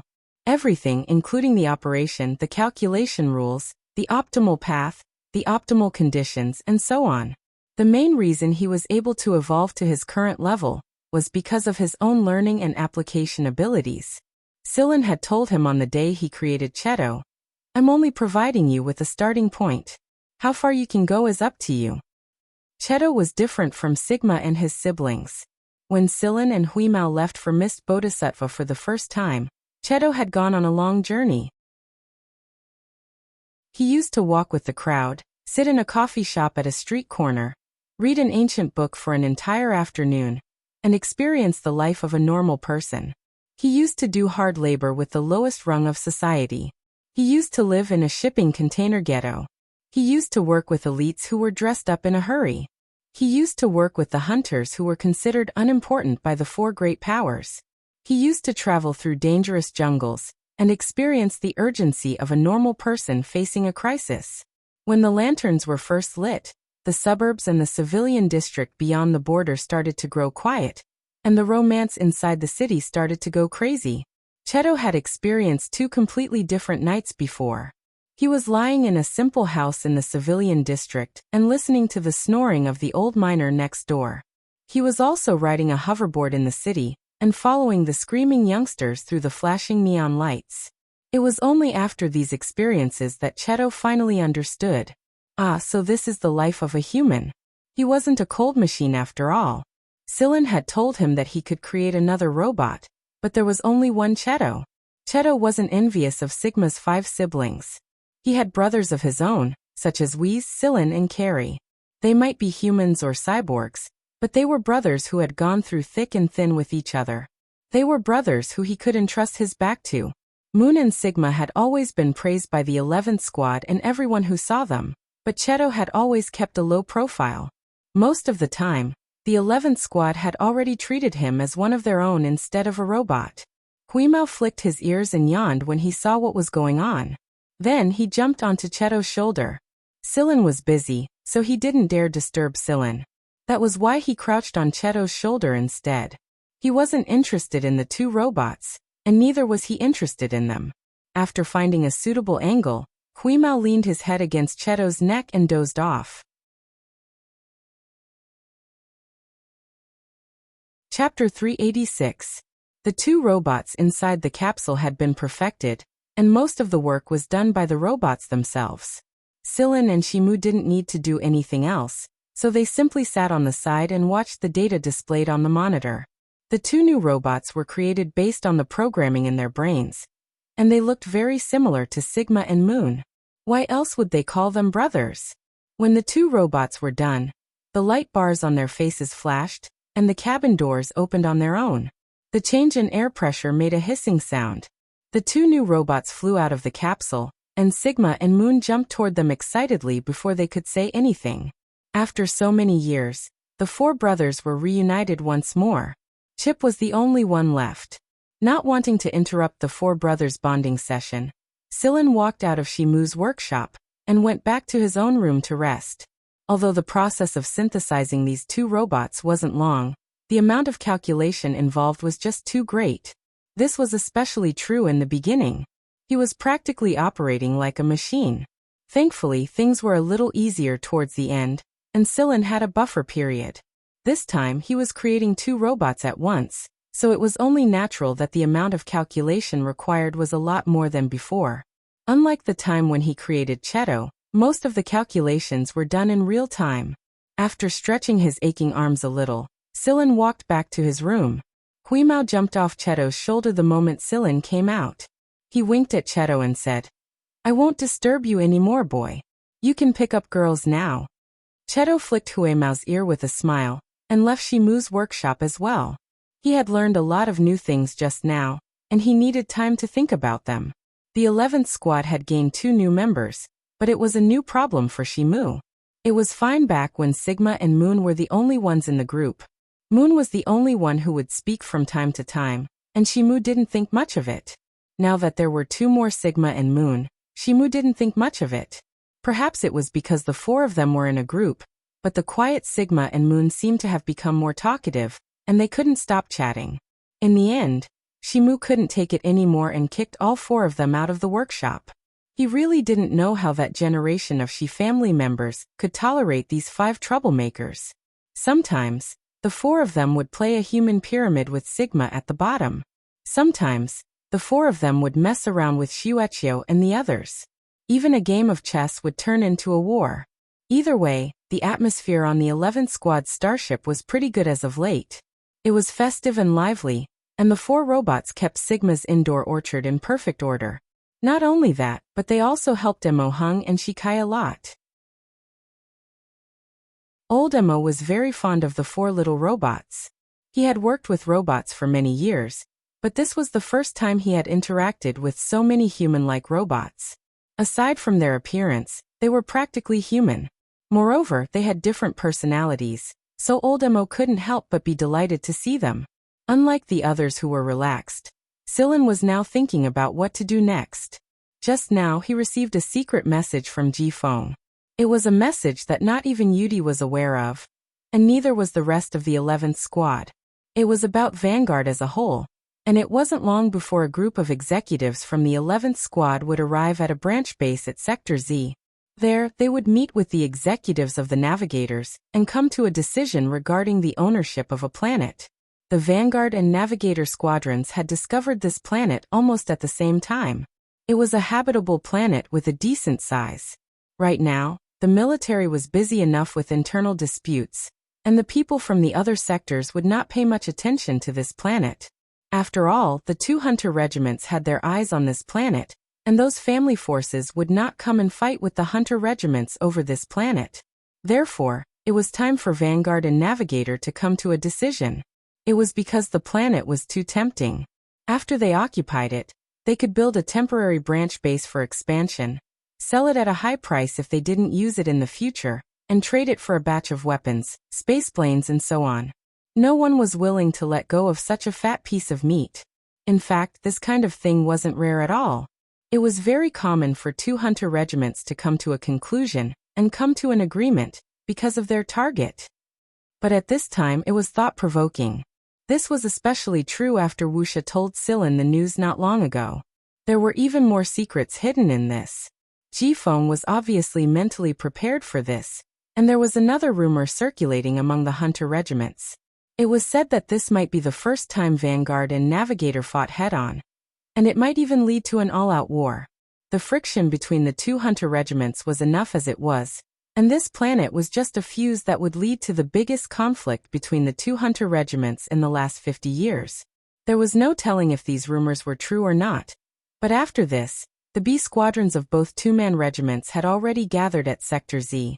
Logically speaking, a base at Sector K would be more confident, but at the same time, the damage to their base would be greater if a large-scale all-out war broke out. Therefore, both sides had chosen to set up a branch base at Sector Z. This way, they wouldn't have to worry about fighting each other. It was just a temporary branch base anyway, and they wouldn't feel much pain even if the entire planet was destroyed. Ji Feng had already contacted the 11B squadron commanders in secret and told them everything that might happen. He told them to prepare themselves because it would be an incredibly difficult battle if an all-out war broke out. Other than that, Jifeng also told Sillin about the meaning behind Wuxia's words. It was very likely that the fog would take advantage of this meeting to kill them, and this was the best opportunity for them. Therefore, Vanguard had more things to pay attention to. Jifeng's biggest worry wasn't the navigator. After all, they were both part of the 4 great hunters, and both sides knew each other better than the other. Jifeng's biggest worry was internal problems. Because the hunter regiments were too big, it was impossible to clean out all the traitors, and it wasn't impossible for the backlands to catch fire. The second concern was the assassin organization fog. Their assassination targets were a few of Vanguard's higher-ups. Right now, they didn't know how many of Vanguard's higher-ups were on their hit list, but one thing was for sure. These higher-ups were the most influential people in Vanguard. If anything happened to any of them, it would be a huge loss for Vanguard. When the time came, the 11 squads definitely wouldn't be at the front lines. The A squadron would hold the front lines, and they would provide support from the rear. The big move that Jifeng made during the last meeting at the base was actually because he had scattered some of the best seedlings among the various B squadrons. This was because they were less affected by the attacks in the B squadrons, and these people were the future hope of Vanguard. When they grew up, they would become another batch of peak strength. The dispersal and relegation this time was actually a kind of protection for these people. The abilities of these people were indeed uneven, and the people who were truly valued by the higher-ups were mixed among them. This was the main reason for the action that time. As it turned out, Jifeng had already started making all kinds of arrangements since then. There will be a war between the 4 great hunters sooner or later. Lanhuti and Heaven's Birth are currently at war, and Vanguard and Navigator can't possibly stop either. Once the war breaks out, both sides will lose a lot of people. That's why we have to protect those who haven't matured yet. If our seniors are unfortunate enough to fall in this war, at least we'll have someone to take over our position in the future. We won't allow Vanguard to decline. This was what Jifeng told Sillin. He didn't tell all the other captains this, and he only told the people he truly trusted. At the same time, he was reminding Sillin that the 11th squad shouldn't go to the front lines, and that they should stay with the other squads. Mogaz Mao and the others were all potential members who hadn't matured yet, so they shouldn't be sent to the front lines. Sillin helped me protect them. That was what Jifeng said before he disconnected the call. This puzzled Sillin a lot. Even if Mogaz and the others were people the higher-ups thought highly of, Jifeng didn't necessarily care too much about them. While Sillin was puzzling over this, Wuxia sent him another message. I just received the news. I'm just informing you that someone in your squad is on the missed hit list. Be prepared. It might even be you. Remember to stay alive when the time comes. On the screen, Uncle Ian was happily munching on a box of ice cream. On top of his head was a small, furry animal that looked like a mouse. It had big ears, and was about the size of a rabbit. It stared at Sillin for a while before losing interest and hopping off to the side to play. You don't know who it is either? Sillin asked. I won't tell you even if I do. Sillin. Fine, let's change the question. Is there only one person on the hit list? Sillin asked again. As far as I know, there's only one. However, if the assassin gets excited, he can take out a few more of them. That's why your squad has to worry, kid.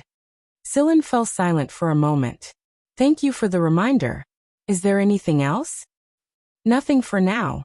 Oh, if you can't handle it, you can hire someone from our organization to protect you. What's the condition? That fat cat of yours. Sillin ended the call immediately.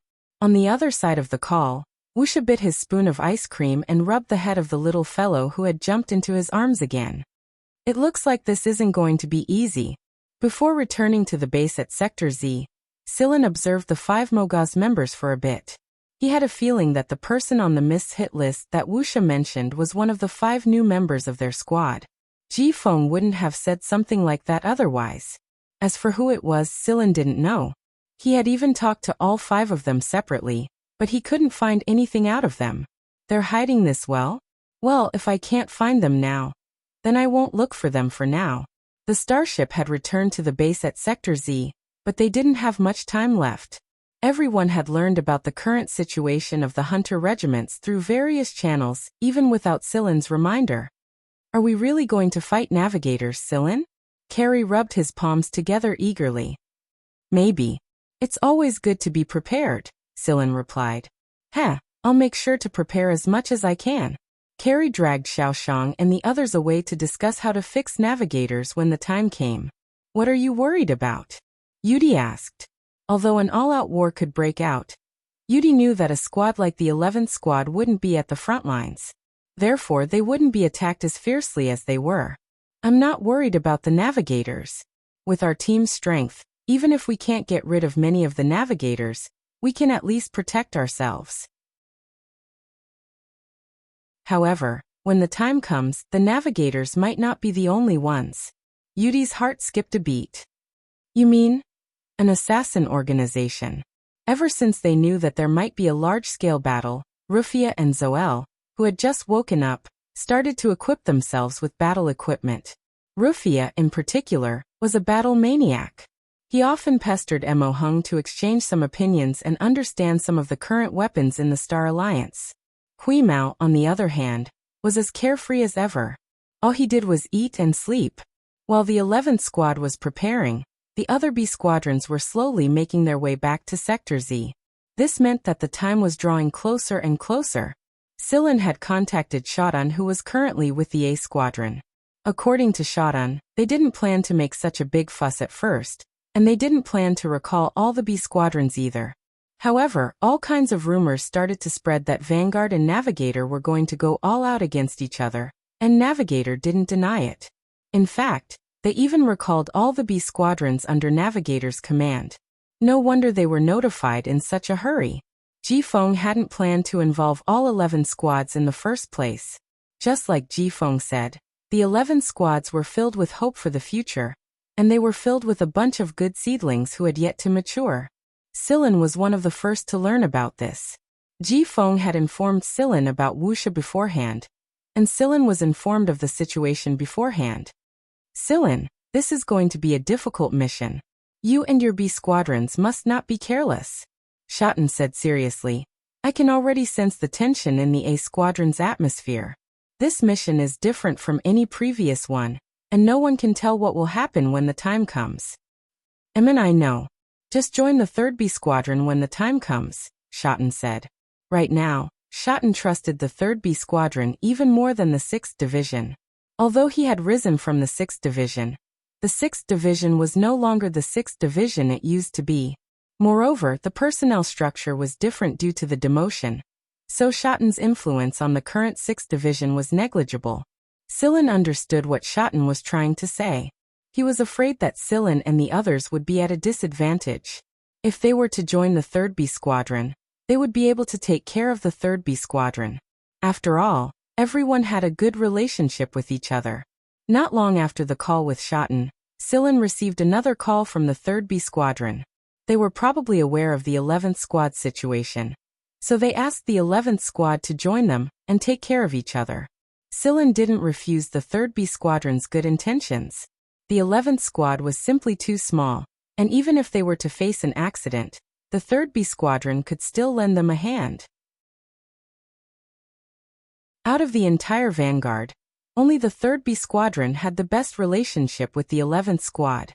3 days later, Silen received a summon from Ji Feng. It was a summon for the entire Vanguard, and all 11 squads were to depart immediately after receiving this order. The well-prepared group didn't panic. In fact, Carrie and the others were looking forward to it very much. Before they left, Silen tried to persuade Mo Hung to stay behind again. The old man was old, and he might not be able to take care of everything when the time came. However, Mo Hung was very persistent about this. Look, even Dias's little boy is coming with us. What's there for an old man like me to be afraid of? Plus, I've already written my last will, so I won't blame you even if something happens. My son knows me very well. He knows me very well. Like hell he knows. Silen wanted nothing more than to knock Mo Hung out and toss him into the base.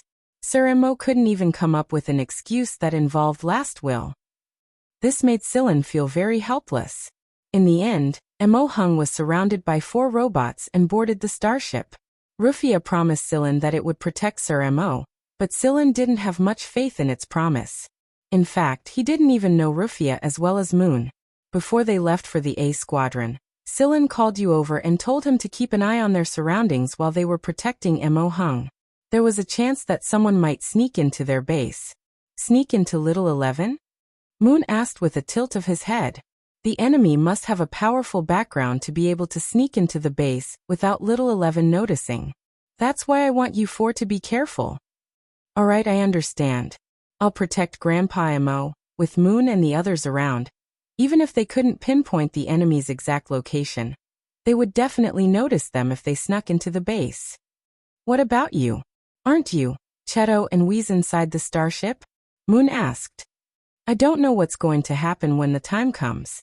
I may have to go out, and Cheto and Whis may have their own opponents. Therefore, I'll leave Little 11 to you 4. The light bar on Moon's face flashed for a moment before he said, and I understand. Little Bai is here too. Moon was a very smart robot, and he was able to analyze a lot of things from Sillin's words. Although Moon often looked unreliable, he was the real leader of the group. Even the conceited Rufia and the uncommunicative Zoel viewed Moon as their leader under certain circumstances. The starship passed through an asteroid belt and a couple of non-habitable planets. It was then that they saw other B squadrons heading toward the base. However, it wasn't the 3rd B squadron, it was the 2nd B squadron. Since they weren't familiar with each other, they simply greeted each other and went their separate ways. There were a lot of people in the 2nd B Squadron who mocked the 11th Squad because the 11th Squad was just a small starship that couldn't even compare to a child starship of the 2nd B Squadron. Even a small squadron of the 2nd B Squadron was much larger than the 11th degrees. The B Squadrons that were heading toward the A Squadron's base were all attached to motherships, and some of them were even accompanied by some corvettes or space planes. It was a grand sight to behold.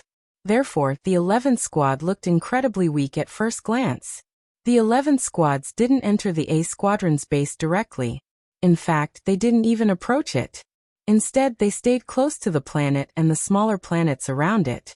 The 3rd B Squadron went straight to the 11th Squad's base after they arrived. In the eyes of the other B Squadrons, the 3rd B Squadron was playing the role of babysitter. By the time all 11 B Squadrons had arrived, the A Squadron's fleet was ready to depart. There were 3 A Squadron starships, and all of them were large composite starships.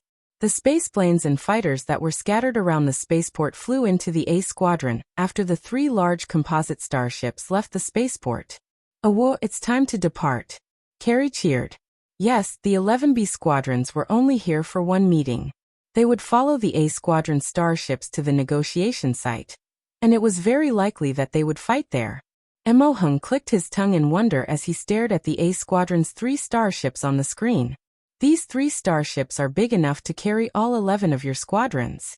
The A Squadron's starships sure look impressive. They're all free starships, but they give off a different vibe, Diaz said. The A Squadron's 3 composite starships were about the same size as the B Squadrons, but they gave off a very special vibe. It was easy to tell who belonged to the A Squadron and who belonged to the B Squadrons at first glance. That's why those people can only be part of the B Squadrons. That being said, if our squadron's free starships are bigger, there's no way we'll lose to the A Squadron starships. Yudi was confident in this. Where's Sillin? Mo Hung asked when he didn't see Sillin. He saw Sillin a moment ago, but he was gone in the blink of an eye. Shouldn't he be in the command room, ready to give orders at a moment's notice? I received a transfer just now, Yudi explained. The transmissions were too secret, and Sillin normally didn't use them in the command room.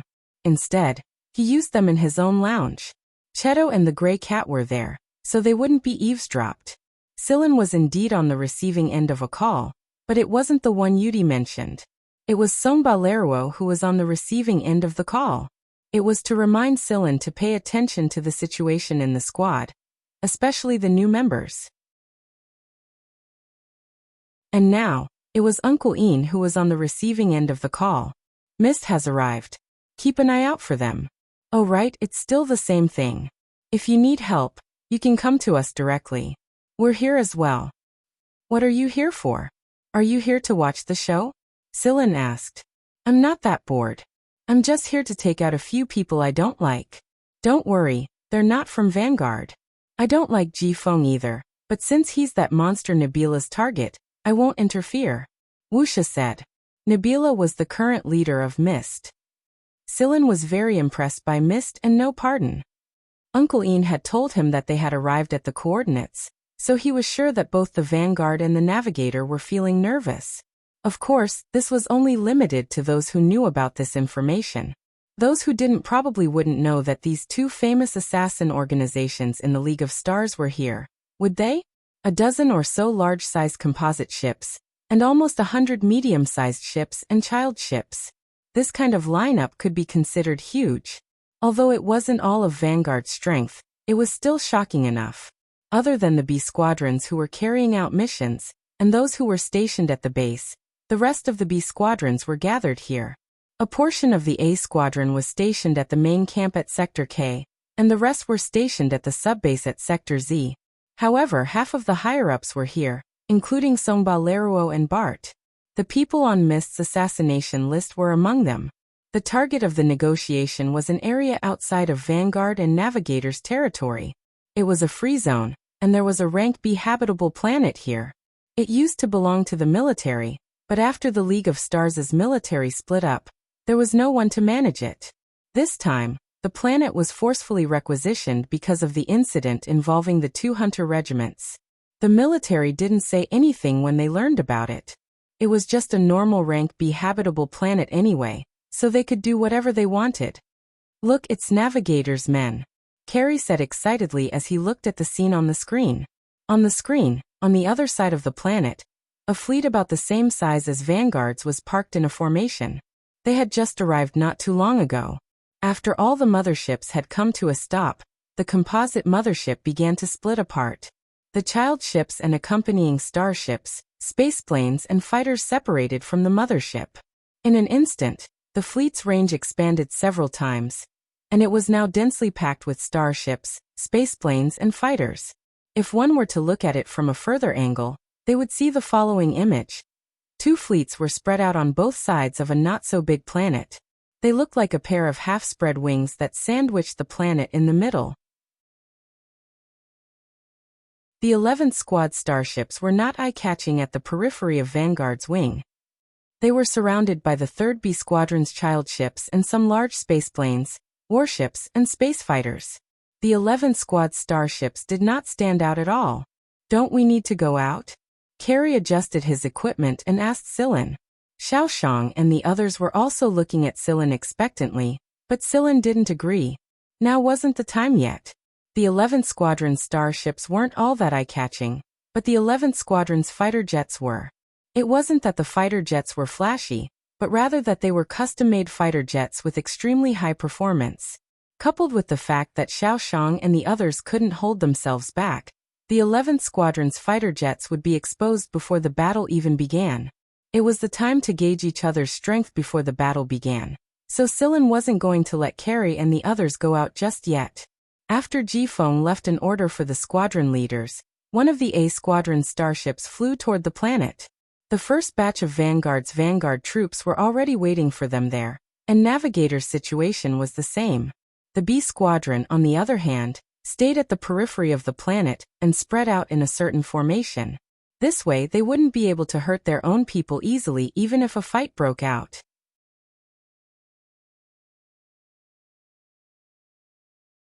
Chapter 387. The negotiations on the planet had already begun, and the people on the B squadrons could only see the general situation outside the planet through the transmissions. They couldn't know the specifics of the negotiations, and they would choose their next course of action based on the signal sent by the A squadron. Although they couldn't see the negotiations happening on the planet, the tension radiating from the planet had infected everyone around it. The large images on both sides of the planet showed the factions of both sides, but there wasn't even a band music playing right now. The starships were all quiet, and the only thing that added a hint of liveliness to the solemn atmosphere was the fighter jets flying around outside. According to Sillin's knowledge, There were 3 vice commanders in the entire Vanguard's upper echelon. Vice Commander Soloist stayed at Sector K's headquarters. Vice Commander Kongling stayed at Sector Z's branch base, and Stanley was the only one who came with Ji Feng. This meant that as the only vice commander who came with Ji Feng, there was a high chance that Stanley was on the Fog's assassination list. Sillin stared at the name list in his hand and pondered. He felt that there were a lot of things that Ji Feng didn't explain to him clearly, and these secrets would probably be exposed after this war. Just as Sillin was thinking about some of the things he didn't understand, the communicator in his hand suddenly flashed. It didn't have a fixed frequency, and it was like a secret signal that told Sillin who the caller was. Sillin raised his hand and motioned for the others to continue paying attention to the A Squadron's movements. Then he returned to his own lounge. What's wrong this time? Sillin looked at Wuxia on the hologram and asked. I'm just checking to see how your preparations are going. Uncle Ian was still holding a box of ice cream and eating leisurely. He picked a mouthful for himself and another mouthful for the little animal nestled in his arms. If there's nothing important, I'm going to disconnect. Don't be hasty. You youngsters just can't keep your cool. Wuxia passed the box to the little animal in his arms. It was only the size of 2 fists, but it was able to hold a small bucket of ice cream so easily. It was impossible for a normal animal to do so. I just wanted to remind you this time. Don't get angry if something happens later. Such as your starship changing owners. I'm guessing. With Ji Feng's personality, if he sensed that the negotiations weren't going well and the war was about to escalate, he definitely wouldn't put all his hopes on you. Are you talking about the person in our team who's on the Mist's hit list? Correct. Actually, I think the people from Mist must have leaked some information to Tamir. Tamir wouldn't let go of this opportunity to attack Ji Feng. The tamer that Wuxia was talking about was the current leader of the navigators. He was one of the 6 stars of Hunter, just like Ji Feng. Why is that person so important? Is he related to Captain Ji Feng? Hidden Wuxia didn't seem to like Ji Feng, but when he heard Sillin's question, he didn't keep quiet like before. Instead, he said, they are related, but it's not just because of their relationship. Ji Feng has a lot of sons, and a few of his grandsons are about the same age as you. However, those people are very low-key, and only a few of them are known to the public. Even if a few of them are killed because of the war, he wouldn't care. However, this one is different. When he said this, Hidden Wuxia's eyes flashed with obvious mockery. From Hidden Wuxia's words, Sillin guessed that one of the 5 newcomers must be Ji Feng's descendant. Since Hidden Wuxia said it was his son, then Phoebe and Kong Lujiao were eliminated. The only choices were Mao, Mogaz, and Pango. However, Sillin had a lot of questions. First, Sillin had come into contact with all of them before. He had fought with them, but he hadn't learned any genetic information from them. Second, what was so special about Ji Feng's son? Was he worth Ji Feng, Song Baleruo, and the other higher-ups' nervousness? You want to know? Hidden Wuxia crossed his legs and said smugly, You want to know? Tell me. Of course. Hidden Wuxia adjusted his sitting posture and stroked his short beard. You know Olillo, right? Have you heard of the spell that represents evolution in Olillo? Olillo again? It seems that this person is related to the spell. Sillin thought about everything he knew about Olillo. If he was connected to the incantation, then that person must possess some kind of ability. What else? Sillin looked at Hidden Wuxia. Uncle Yin's eyes twitched. He only said this to see Sillin's reaction. But Sillin's reaction was only a little surprise when he first heard it. He was so calm that Hidden Wuxia wanted to slap him. It was obvious that Sillin didn't have much ambition for Olillo. Originally, he wanted to persuade Sillin to create some trouble for Ji Feng, but he didn't expect it to have such an effect. However, Uncle Ian was very satisfied with the result. Other than that, there's nothing else. Good luck to you. Oh right, I'll mourn for your starship. With that, Hidden Wuxia ended the communication. Sillin sat in his room and thought about what Hidden Wuxia said. He felt that these people were all mysterious. Also, Wuxia seemed to be communicating with him more frequently. What was he after? While he was thinking, Sillin's shoulder sank.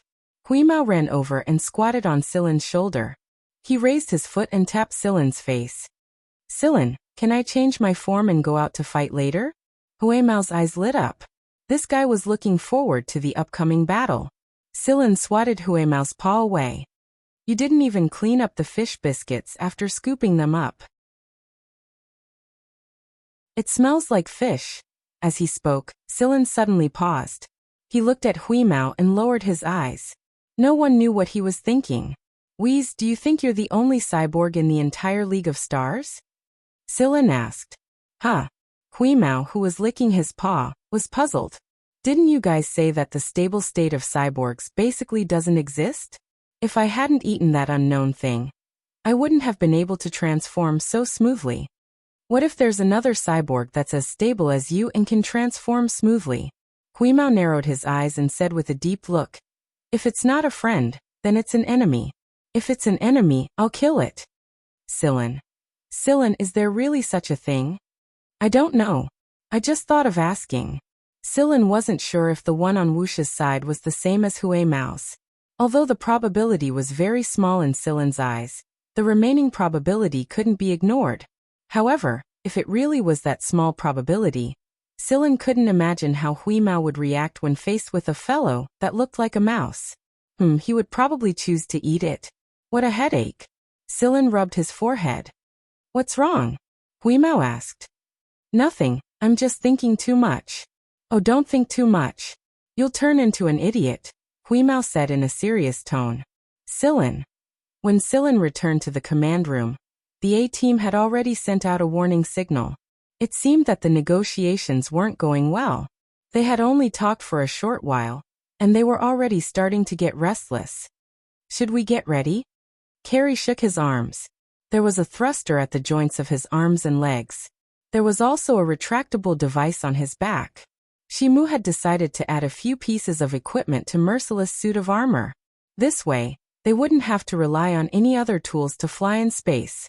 Moreover, the suit of armor was very sensitive. The faster a member's reflexes were, the better they would be able to utilize the suit of armor. Let's get ready. Before Silen could finish his sentence, he received a call from the A-team starship. After accepting the call, an image appeared on the screen.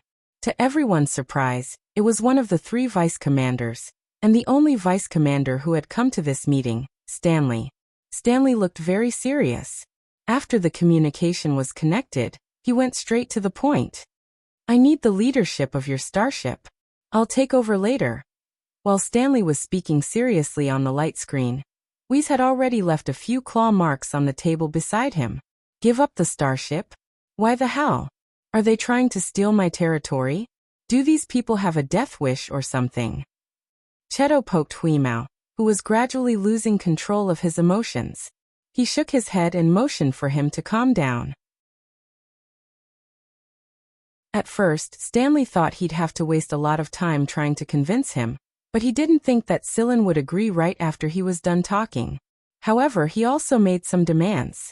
Stanley looked a little impatient, but he didn't care about Silen's demands at all.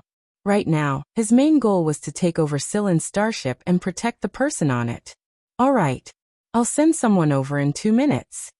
Stanley ended the call after that. Why did you give up Little 11, Commander? What's the meaning of the A-team taking over right now? Yeah. We may not have a lot of people, but we're still a squad. They can't just take our starship away even if they look down on us. We built our own starship. Why should we give it to them? It's not like the A-team lacks it. Fuck, isn't he just a vice commander? Why should he take our starship? Carrie and the others were very dissatisfied with Stanley's decision. The B squadrons of Vanguard had always been independent and never interfered with each other's business. Although the A-team had the right to assist in the management of the B squadrons, that was all they were allowed to do. The reason why a Freedom Starship was called a Freedom Starship was because of its freedom. It wasn't like the military, where the orders of the higher-ups were strictly enforced. Not even the commander of AB squadrons could say no to their commander's request. But the problem was that Silen had agreed to it. No matter how dissatisfied they were, they still trusted Silen after spending so much time with him. That was why they waited for Silen's next order after they were done complaining. They believed that Silen had his reasons for making such a decision. Get ready, everyone. Carrie and the rest of you will fly the fighter jets out of here. Mogaz and the rest of you will stay behind. Of course we won't give them our fighter jets. Damn it, this is blatant exploitation. Carrie grumbled as he left with Xiaoshang and the others. However, the way they looked at Mogaz and the rest of the B squadrons didn't look too good. Stanley had said on the hologram that the 5 new members would stay behind, and the others would be free to do as they pleased. In other words, the others could either leave or stay behind and be at Stanley's mercy. What the hell? The conflict between the A-team and the B squadrons had always existed. Many A-team members looked down on the B squadrons unless they were particularly capable, like Songba Leruo and the others. However, people like Shotten didn't fare as well in the A-team as the B squadrons imagined. He thought that the situation would improve after the A-team was demoted, but Carrie couldn't help but feel extremely displeased when he recalled Stanley's tone just now. That was why Carrie vented his displeasure on Mogaz and the rest of the B squadrons. Mogaz looked aggrieved, but the 5 of them didn't say anything. Sillin had a feeling that they knew something. Sillin took out another spaceplane. This was the one Shikai and the others had built through practice. Sillin had Dias's youngest son, Emohung, Shikai, and Shimu board it. Part of Shikai's mech army was also inside. Once the battle began, and the spaceplane was safely away, Sillin wouldn't have to worry about their safety. Sillin had a private conversation with Shikai and Shimu, but no one knew what it was about. After the spaceplane left, Sillin arranged for the rest of the B squadrons to return to the spaceplane. There was another modified spaceplane on the starship, so Sillin had the rest of the B squadrons board it, and the rest of the fighters move inside as well. 11th, keep an eye on this place. Don't let anyone go to the places I told you about, Sillin said. All right. 11th sounded a little sad. Don't worry, we'll be back soon. We haven't abandoned you. Sillin turned around and saw Huimao dragging his locker into the spaceplane. Behind him, Cheto was even helping him carry a few things like his furry cat nest. We're just leaving for a while. We're not moving. No, I don't trust them. Huimao dragged his precious locker into the spaceplane without looking back. Seeing Huimao's reaction, Shueqiu and the others also started moving their stuff. They were afraid that their treasures would be taken away. Stanley was the one who was going to take over the starship when he said he was going to send someone to take over. He didn't think that the vice commander would come to take over the starship himself instead of helping Ji Feng. Stanley didn't pay attention to the others' movements. He only looked at the 5 Mogaz's group of 5 when he arrived. After giving Sillin a nod, he walked toward the command center with his men. After that, Sillin made a gesture in the air and said, "We're leaving now. Keep an eye on this place, 11th." After Sillin boarded the spaceplane took off and left the starship. For the first time in their lives, the 11th squad members felt bitter inside. It was as if someone had taken over their own home. Carrie didn't know why the A squad was doing this, but he knew a thing or two about a hunter's habits. For example, they wouldn't treat things that didn't belong to them as precious. Back when they were on the 11th squad starship, they made sure not to damage the walls around them even when they were fighting against each other. But would these people do the same? Would they take care not to shoot at the wall, kick the chair, or kick the table? The more Carrie thought about it, the more upset he felt. He decided to vent his pent-up anger and dissatisfaction on the enemies in the upcoming battle. Sillin told them that he would take back control of the starship, so they didn't retaliate. Otherwise, Carrie wouldn't be afraid of them even if they were the A squad members. On Stanley's side, after the A-team took over this small starship, they looked down on it at first, but gradually, they discovered some special things on this starship. For example, many places could not be accessed at all, and some places had access control. Stanley could not command the access control system, and the person who cracked the code could not do anything about it either. When someone threatened to shoot down the door, Phoebe sent him flying with a whip. The 5 of them wouldn't allow that to happen. Isn't it just a stupid starship? Do you really need to protect it so well? The person who was sent flying waddled over to them. Phoebe and the others didn't say anything. Stanley also told his men to be more careful. He was clearly going to accommodate the 5 of them. Vice Captain, there are many places on this starship that are sealed off. The lounges, workshops, and so on are all locked up, one of them said. I advise you not to barge in recklessly. Mogaz leaned against the wall and said to the group of people who were looking left and right. What if I barge in? The person asked. This time Mogaz didn't answer. Instead, a childish voice answered. Then I won't hold back. On the other hand, Sillin was chatting with his men on the spaceplane. He told them about the new operation plan and some emergency measures. Sillin only ended the call after he received repeated assurances that they would execute the plan according to Sillin's instructions. What are those people trying to do, Sillin? Huimao was lying listlessly on its side, fiddling with a ball-shaped nut in front of it. It was worried about Sigma's indoor orchard on the starship.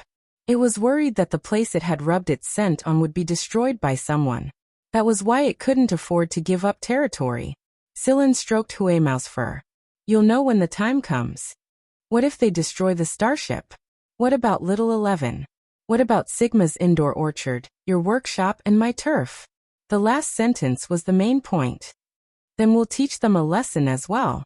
When the time comes, many people might enter our starship. Other than the people from Vanguard, there are also people from Navigator and others. No matter who they are, we'll teach them a lesson together. Huimao stood up and shook his fur. Yeah, we'll teach them a lesson together. We need to teach them a lesson. Of course. Beep, beep, beep. 3 alarms sounded, indicating the start of the battle. After these 3 alarms, an explosion occurred in a place on the planet, and a huge mushroom cloud rose. That was the place where the negotiations were taking place.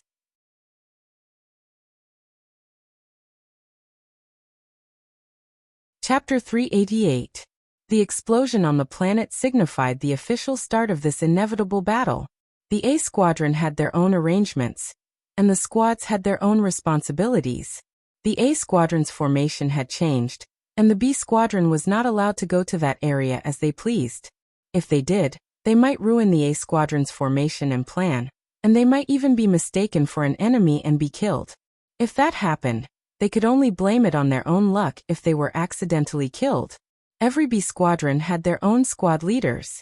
Although the 3rd B Squadron wanted to protect the 11th Squad, it was incredibly difficult to locate Sillin's spaceship in a battlefield full of small spaceplanes and all kinds of space fighters. Moreover, the 3rd B Squadron had just received an order to protect the 11th Squad's starship. Other than the squad leader and a few people, no one in the 3rd B Squadron knew that the 11th Squad's starship had been replaced.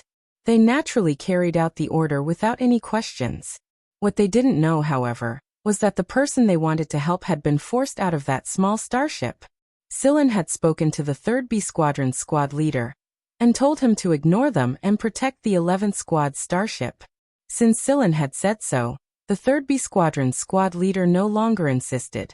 The 3rd B Squadron had to pay attention to their own squad's movements, the enemy's movements, and the A Squadron's new orders so that they could respond at the first sign of trouble. They couldn't even take care of themselves right now. The large starships and spacecrafts had already raised their energy shields the moment the alarm went off. The dark red energy shields told the people piloting the spacecrafts that the energy shields were currently activated. Don't collide with them, or you'll be digging your own grave. Ah, isn't that energy shield made from the energy ore we discovered before? Huimao patted Sillin excitedly after he saw the image on the screen. Yes, that's the one. The dark red energy shields on Vanguard starships and spaceplanes were made from the energy ore Sillin discovered back when he was still in the 6th Division. After that, the mining of the energy ore on that planet was directly handed over to the A Squadron, and the 6th Squadron's ranking in the Vanguard fleet soared. However, that was all in the past. The credit belonged to the 6th Division, not the 11th Squad. How infuriating. Huimao was now full of resentment. When it thought about how the fruits of its hard work had all gone to others and how little it had gained, it was very angry, very, very angry. The result of Huimao's anger was that he had scratched a couple of holes in the metal table beside him, and that was after Cheto had comforted him. Inside the aircraft, Yudi sat in the main command seat and gave commands. A team of robots stayed on the aircraft to assist in piloting, so the others could free up their hands to do other things.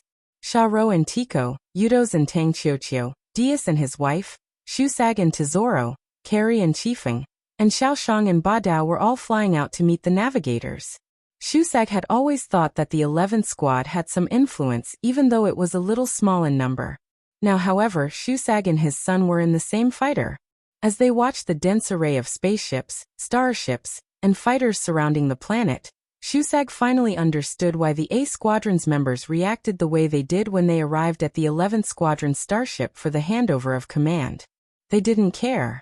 Yes, the 11th Squad's dozen or so people were practically negligible when compared to the entire vanguard. Back on the starship, although the 11th Squadron starship was small, it was still a starship. It was still different from other spaceships. Even if it didn't have much of a presence, it still had a presence. But now? The spaceplane Sillin was on right now was hidden in this enormous battlefield.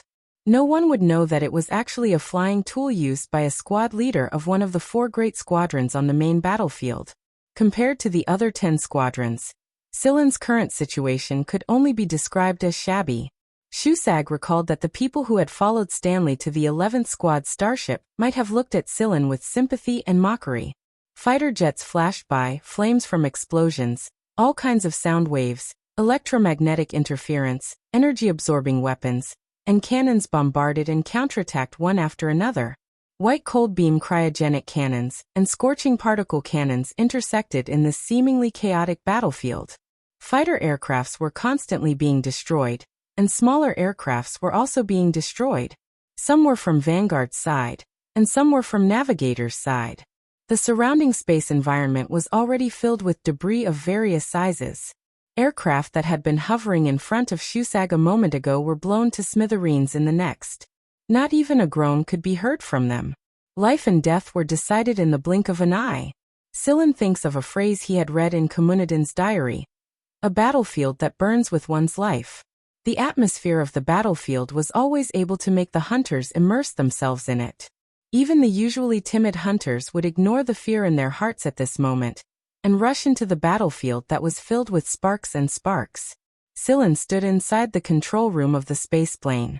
There were 8 light screens in front of him, and they were displaying the movements in 6 different directions. The remaining 2 screens were displaying the situation on the planet.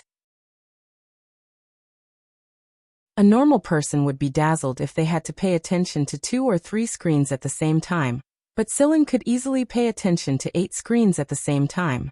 While paying attention to the activity on the light screen, Sillin told Cheto some information that he needed to record and analyze. Wheeze was the only one who was bored enough to walk around the metal platform and scratch its claws twice. Judging from the frequency at which its whiskers were trembling, Sillin knew that the fellow was very impatient and holding back its anger. Sillin frowned as he stared at the screen. He couldn't shake the feeling that he had overlooked something. After carefully analyzing the images displayed on the screens, Sillin's attention was focused on the debris floating in space that was growing in number. These debris were affecting the fighter aircrafts quite a bit, and it was obvious that many of the aircrafts at the center of the battlefield had slowed down a bit. Sillin zoomed in on one of the screens. There were some things that looked like floating rocks among the debris of various sizes. What on earth are they? Sillin zoomed in on the details on the other 7 screens. Can you analyze these further? Sillin asked Cheto. Cheto stared at the floating pebbles Sillin was pointing at and tried to analyze them. Unfortunately, he couldn't come into direct contact with them, and there were all kinds of disturbances in the battlefield, so his ability to analyze them was limited. I can't. I'm not sure what they are, but they're different from the debris. I sense some special signals, Cheto replied. The communicator in Sillin's hand flashed a few times while he was thinking. Is it invisible, Wuxia? It wasn't a video this time. It was a message, beware of bugs. Bugs. Bugs. Sillin immediately connected the communicators on the 6 fighter aircrafts and communicated with them. Be careful not to touch those floating debris. Avoid them as much as you can and don't come into contact with them. Since the outer material of the aircrafts was a little tough, it wasn't a big deal to bump into small debris from time to time. Although they were a little puzzled by Sillin's words, they did as they were told. At worst, they would just slow down a bit. Everyone's speed had decreased quite a bit anyway, so they could take care of themselves as long as they were careful. After all, this wasn't the A Squadron's central battlefield, and the fighter aircrafts at the center of the battlefield were moving around in a hurry. Even if they slowed down, they would still be much faster than the fighter aircrafts at the periphery. This was the difference in technology. Yudos didn't think that he was any weaker than the A Squadron. In fact, he was confident that he could charge into the central battlefield at his original speed, take out a couple of navigators and return safely after that. Originally, Yudos wanted to give it a try, but Sillin had warned them before the battle began. So Yudos gave up on the idea. At worst, he would just try somewhere close to the central battlefield. Sillin's words reached his ears before he could act. What's there to avoid debris? Some of the wreckage was classified as wreckage within the safety line, which was the wreckage and other obstacles that the warship could withstand, according to the warship's functional coefficients and defensive capabilities, etc. Sometimes, avoiding debris on purpose would actually make everyone's hands and feet tied. It didn't take long for everyone to understand why Sillin gave such an order. Carrie accidentally ran into an obstacle while making a sharp turn after avoiding a shot from a navigator. You've hit a debris, Chiefing said. It hadn't even been 2 minutes since Sillin said that, and Carrie had already run into one, so Chiefing reminded him. Got it, little friend. Carrie looked at the display on the fighter's instrument. It was just an obstacle within the safety line, and it didn't seem to affect the fighter's functions. Just as he finished thinking this, he realized that the debris was stuck to the fighter. After trying to shake it off a few times, Carrie decided to ignore it. However, very quickly, the fighter's safety system sounded a warning. What's going on? Carrie was puzzled. Chiefing followed the system's warning and pulled up the image taken by the external camera. What's this? Chiefing was shocked. After Carrie fired and blasted away the enemy fighter, he turned his head to look. Fuck! On the tail of Carrie's fighter, there was something about a meter long stuck there. It looked like the stone debris floating in space, but the problem was that this thing was alive. The originally somewhat bumpy oval thing gradually stretched out, revealing a head and sickle-like claws. The other abdomens were like suction cups sucking tightly on the fuselage, and the liquid that sprayed out of this thing's mouth began to corrode the fuselage. Fortunately, this fighter was made of some special materials, so its resistance was a little stronger. After a long time, only a shallow mark was left on it. At the same time, Carrie discovered that one of the navigator's battleships also had the same thing. The guys over there were not as lucky as Carrie. Their battleship was quickly corroded, and in the space environment, any small hole on a flying tool could be fatal. Although he didn't know what exactly happened on the other side, Carrie only knew that the warship was destroyed by another Vanguard warship not long after it brushed past them unhurriedly. There was no telling if the thing stuck to the fighter plane had been destroyed along with it or not. Carrie quickly contacted Sillin and reported the situation to him. Meanwhile, Sillin was already analyzing the thing. He ordered all 6 fighters to fly to where the spaceplane was. Fortunately, the material used to make the aircrafts were pretty resistant to corrosion, so there was no danger for now. After Sillin had sorted out the information he had on the thing and sent it to the B Squadron commanders, he summoned Cheto and Huimao. Get ready to leave. Huimao's spirits lifted. We can finally leave this place. Sillin brought up the star map of this war zone and drew a circle on it. Then he said to Yudi, circle around this area. Don't stray too far away. Alright, don't worry. Yudi looked at the area Sillin circled. It was where their starship was located, and the 11th squad starships were flying around this area all this time. More and more fighter aircrafts were gathering in this area. Some were navigators and some were vanguards. Fuck, electrocution is useless against them. Carrie cursed while staring at the image captured by the external camera on the system screen. Right now, 2 of those strange things were stuck to their spaceplane. He hadn't noticed it at first, but now he realized that there were more and more of them around them. When did these things appear? I'll go take care of them, Chiefing said. Don't. We're almost at the place, Sillin said. You should take care of the 3 enemy fighters first. There were 2 weapon systems on a fighter. One was for the pilot, and the other could be used by the co-pilot. Right now, Chifeng was sitting in the co-pilot's seat. Although he didn't really pilot a fighter, he was helping Carrie deal with the enemy fighters. Compared to shooting, Chifeng preferred the most primitive way of combat, hand-to-hand combat, no claw combat. Carrie was worried about leaving Chifeng alone. The little guy wasn't good at space, and it would be terrible if he lost control of his armor and got flung out of the spaceplane. When the fighter finally arrived at the range, Sillin said. Sillin's voice entered Carrie's communicator. Adjust the pilot speed to medium third gear, and don't attack for half a minute. Cheto and I will help you take care of the things on the spaceplane. Carrie did as Sillin said and started the countdown. Their time limit had always been very strict. Half a minute later, Carrie and Chifeng would enter attack mode again. When Carrie's countdown reached the 13th second, a figure flew toward their fighter. The figure's feet were tightly attached to the fuselage, and one of his hands was pressed against the fuselage to stabilize himself in a triangular formation with his feet. After he stabilized himself, the figure swiftly punched the insect that was spraying corrosive liquid on the fuselage. No sound could be heard, but when Carrie saw the thing's head get punched through, he thought it should have been a crisp crack. Because the thing looked very hard on the outside, the person's fist must be really hard to punch through. Although the insect's head was already dead, its legs were still tightly attached to the fuselage, so Carrie could only pull it off directly. Even after the whole thing was pulled off, the suction cups on its legs were still tightly attached to the fuselage. Carrie felt a chill run down his spine when he saw the strange things that were forcibly torn off the fuselage and the broken limbs. What the hell is this? After the first insect was taken care of, the second one was quickly torn off the fuselage in the same way. By the time Carrie's countdown reached the 13th second, both of them had been taken care of. Thanks, Cheto.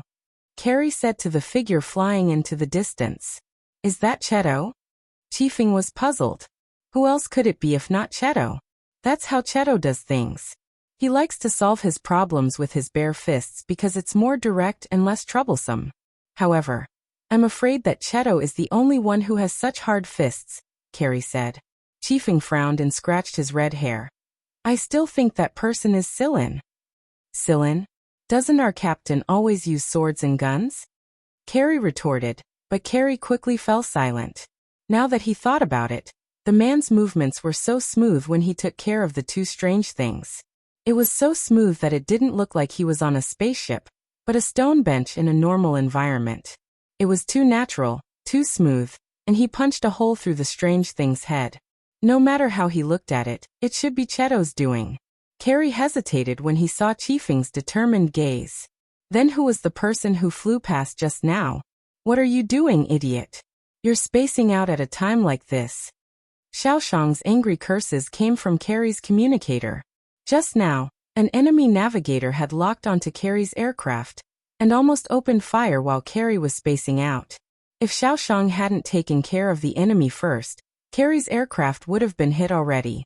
Ahem, I spaced out. Carrie quickly adjusted himself and answered. Is your brain full of shit? How can you get distracted on a battlefield like this? You joined the squad before me. Xiaoshang mocked. Thanks, brother. Carrie came back to his senses and stopped thinking about whether the man was Sillin or Cheto. Carrie knew that their captain had never revealed his true combat strength, but he couldn't help but overlook Sillin's strength. It was because Sillin mostly used swords and guns in front of them. On the other side, Sillin helped Carrie and the others get rid of the bugs stuck to their aircraft after he had taken care of the two bugs on it. How is it, Cheto? Sillin asked. We've sent them the sample analysis data already, Cheto said as he tore a bug off Shisag's body. He had sent the bug analysis and sample analysis to Shikai and the others so that they could analyze it for him. Right now, neither he nor Sillin had the time to do so. Huima was crouching outside Yudo's aircraft and chewing the bug he had just bitten off. He spat it out after chewing twice. This is disgusting.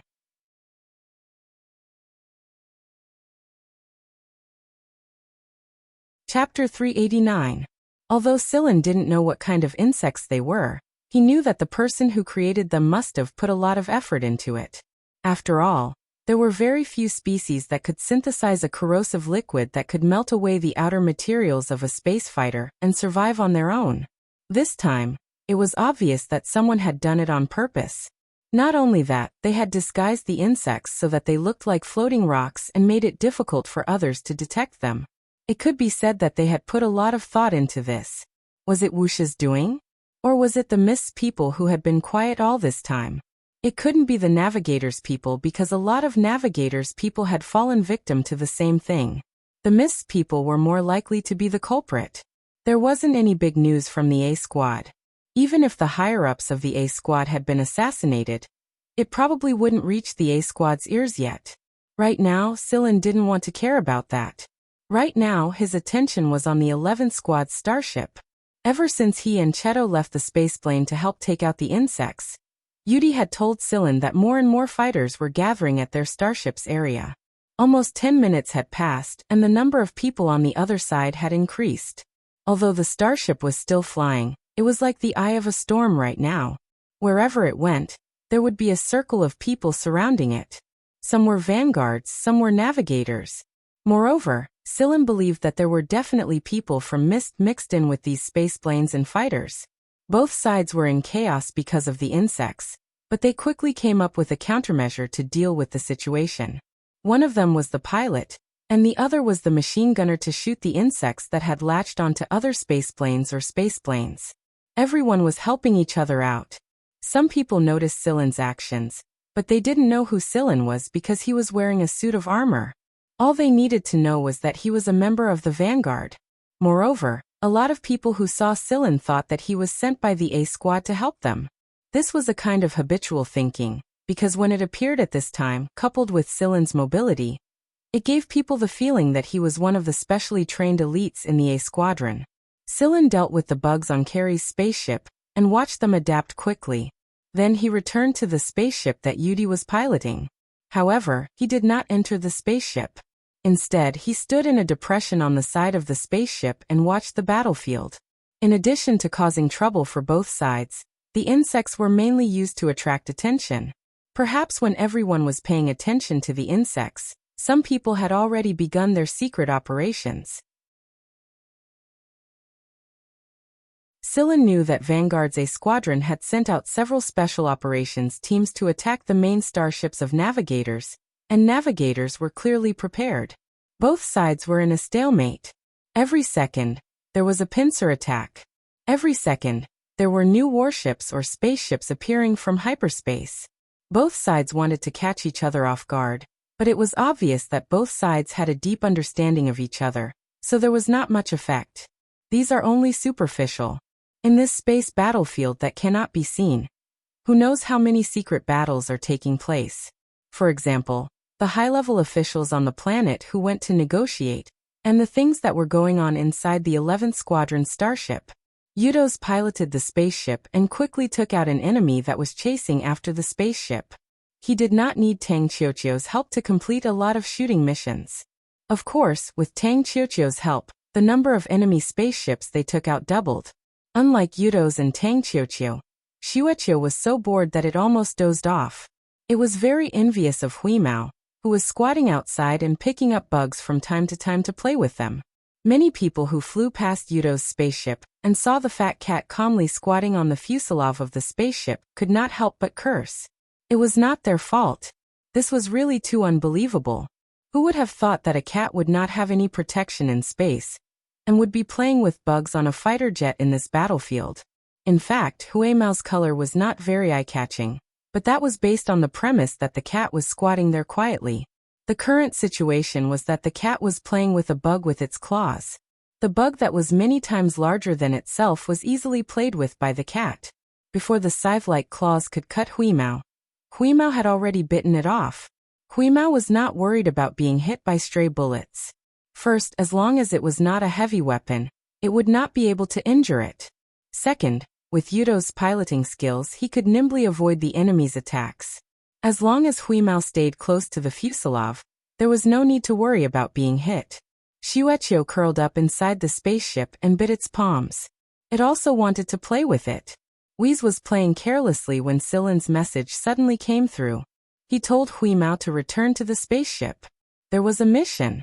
When it heard Sillin said there was a mission, Hui Mao immediately shook off the big bug on its claws. It scratched its ears and prepared to leave, but Xueqiu stopped it. Half a minute later, Hui Mao contacted Sillin. Sillin, Xueqiu says it's bored and wants to follow us. Do you agree? Hui Mao asked. Sillin thinks for a moment and said, bring it along. Xueqiu was very excited after getting permission. It put on the armor that Shimu had modified for it, and was ejected from the spaceship. Snowball would be fine if it didn't wear any armor. It could jump for a long time without breathing, and it wasn't afraid of the space environment. However, its white fur was too eye-catching, so it could only put on the armor for now. Although there were some propulsion devices on the armor that allowed it to fly in space, Snowball was not familiar with this. It flew crookedly and directly crashed into a navigator fighter, leaving a dent in it. Xueqiu grabbed onto Hui Mao's tail to stabilize itself. Even if it couldn't fly, it could still be carried by Hui Mao and avoid crashing into spaceships or spaceships. Meow, you fatso! Cursed the gray cat whose tail was grabbed by Wheeze. Xueqiu looked at Hui Mao's fat body and fell silent. Who asked it to not have wings? Thus, in this chaotic battlefield, a medium-sized fat cat with wings was dragging something unknown behind it. Everyone who saw this scene was amazed. What the hell is that thing? Some navigators tried to capture the unusual duo, but before they could even get close to Wheeze, they were blasted away by 3 light bullets fired from its mouth. I didn't know you had this trick up your sleeve, Xueqiu said to Hui Mao through the communicator. Of course I did, Hui Mao said smugly. I've never seen you use it before. Because I like to keep a low profile, Xueqiu. Fine, I'll keep quiet. The spaceship's hatch had already opened for them. After Hui Mao charged inside, he turned around and left Xueqiu behind. Before Xueqiu could regain his footing, he rolled out of the hatch and into the passage. Both Sillin and Cheto had returned, and there was a spaceship parked next to them. It belonged to Shusag and Cheto. Hui Mao shook his fur and smoothed out the mess Xueqiu had made on his tail. Then he jumped onto Sillin's shoulder and asked, when are we moving out? What are we going to do? We're going back to Little 11, Sillin said. Just now, Yudi had lost contact with Little 11, and Cheto couldn't contact him either. The entire starship had been cut off from the outside world. What happened to Little 11? Hui Mao asked. It's not necessarily because of Little 11. Maybe someone entered the starship and cut off its communication with the outside world somehow. We can't contact the people on the starship, and the people on the starship can't send a message to the outside world, Cheto explained. We should be able to contact Little 11 after we get to the starship. Right now, our mission is to return to the starship, Sillin explained to Hui Mao and Shusag. What about Carrie and the others? Shusag asked. They'll fly their spaceships to the starship and provide cover for us. Yudi ordered the spaceship to approach the starship. There were a lot of navigators around the area. Not even the 3rd B Squadron could spare much energy to help the 11th Squad's starship. Moreover, the starship's energy shield had been deactivated for a while now. Many of the corvettes that were protecting the starship had been left behind. AA Squadron's Special Ops Squad was operating at the central battle zone, and an elite squad was protecting the starship from the navigator spaceships and spaceships. The elite squad had been following the starship closely, so they hadn't been left behind. The 11th Squad's energy shield had been deactivated, so there was no way they were running out of energy. After the spaceship approached the starship, it sped up and flew toward it. Vanguard didn't attack the spaceship after noticing that it was one of their own. Although they weren't too happy about the spaceship's approach, they didn't open fire. Cheto decrypted the hatch at the bottom of the starship, Sillin said. He still couldn't contact Little 11 right now, and since he couldn't open the cabin door himself, Cheto would have to do it for him. In addition to the hatches on the surface, there were also some secret hatches that outsiders did not know about. Done. Cheto was done unlocking the hatch, and a small passage was opened. Good luck, Yudi said. He wouldn't go in with Sillin and the others. Tesoro was inside the spaceship as well, and they were far weaker than Sillin and the others. They would only be a burden if they went with him. Sillin gestured for them to move, and the hatch at the top of the spaceship opened. The armored Sillin and the others quickly flew toward the secret hatch. This time, Huimao didn't let Shueqiu grab its tail. It hated having its tail grabbed the most. If it wasn't Shueqiu, it would have bitten anyone it didn't know, even if they were from Vanguard. This time, Cheto was the one who dragged Shueqiu into the secret hatch. Sillin told him to train it more, or he wouldn't bring it along for the next space operation. Shueqiu promised repeatedly. It didn't want to sleep in a spaceship out of boredom again. Yudi drove the spaceplane away after Sillin and the others had safely entered the secret entrance. However, he still followed them from the surrounding area, paying attention to the situation and cooperating with the elite squad to fight against the navigator. From the moment Yudi flew the spaceship to the moment Sillin and the others entered the starship's secret hatch, to the moment Yudi flew the spaceship away from the starship, everything happened in less than 5 seconds. It looked like the spaceship had just brushed past the starship. Sillin and the others had moved very quickly, and there was an object on the spaceship to hide their movements. After entering the secret hatch, Cheto tried to contact Little 11 but he couldn't. It was as if something was stopping him from doing so. "What do we do?" Cheto asked. "Take over control of Little 11.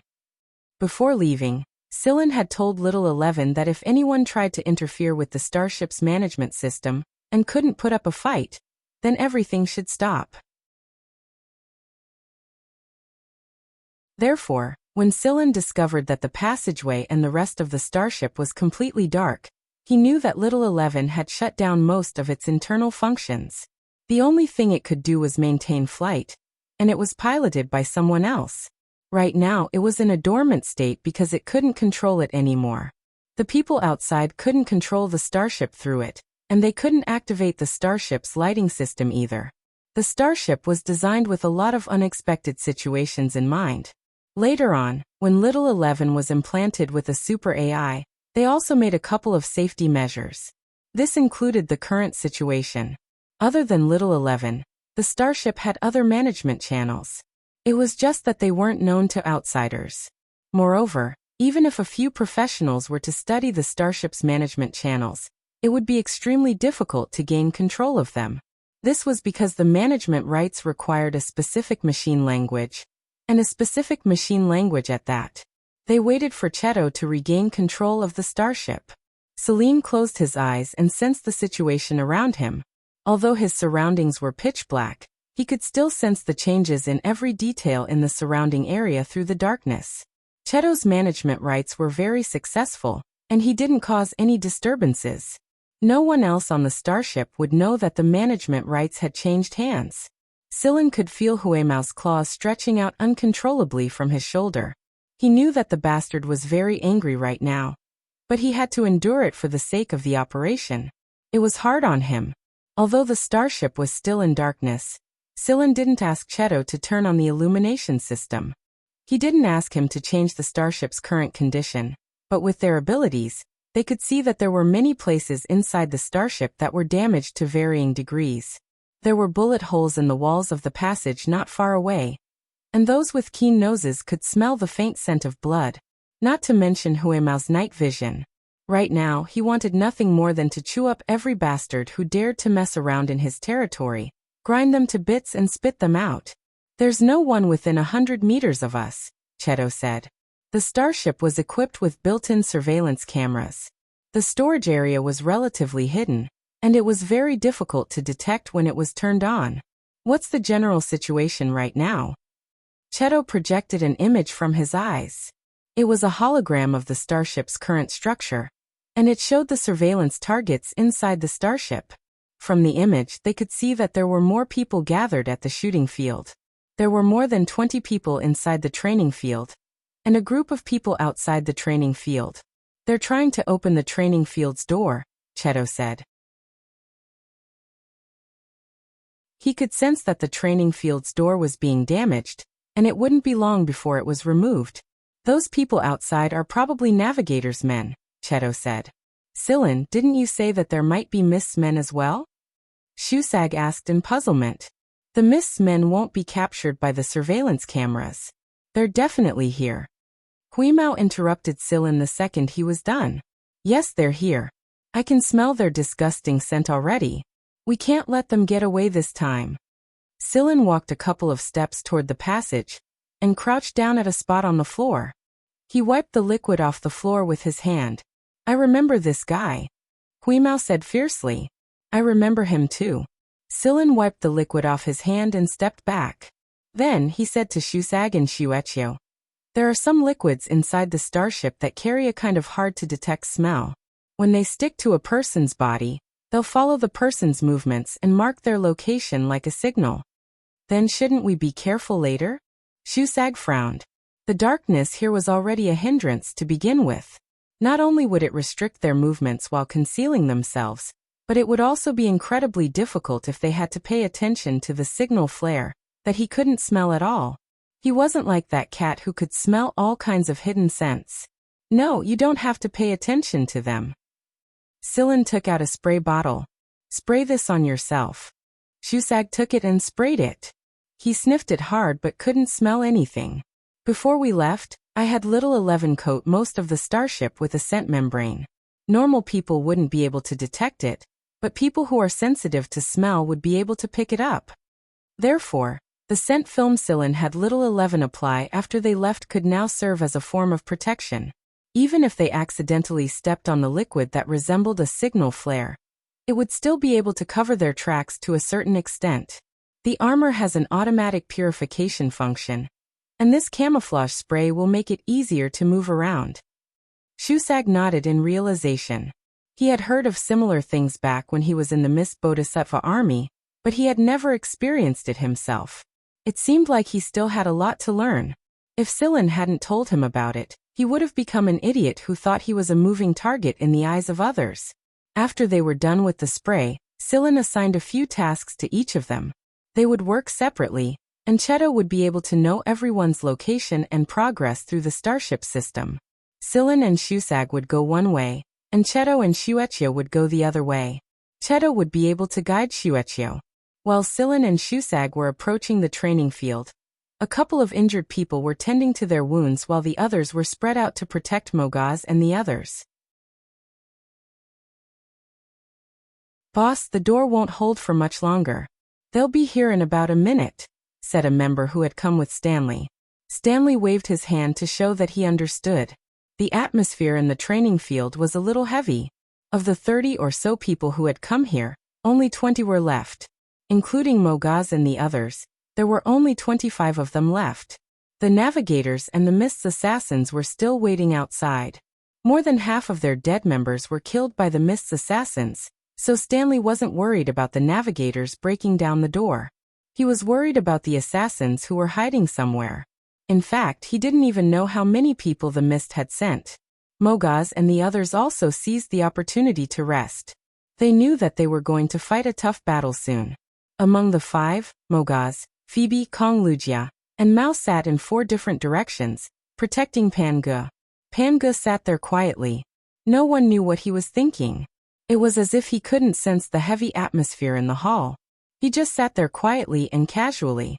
However, Pangu's casualness sent a chill down Stanley's spine. Sometimes, a person without killing intent could have a devil living inside them. It was just that the devil hadn't shown its horns yet.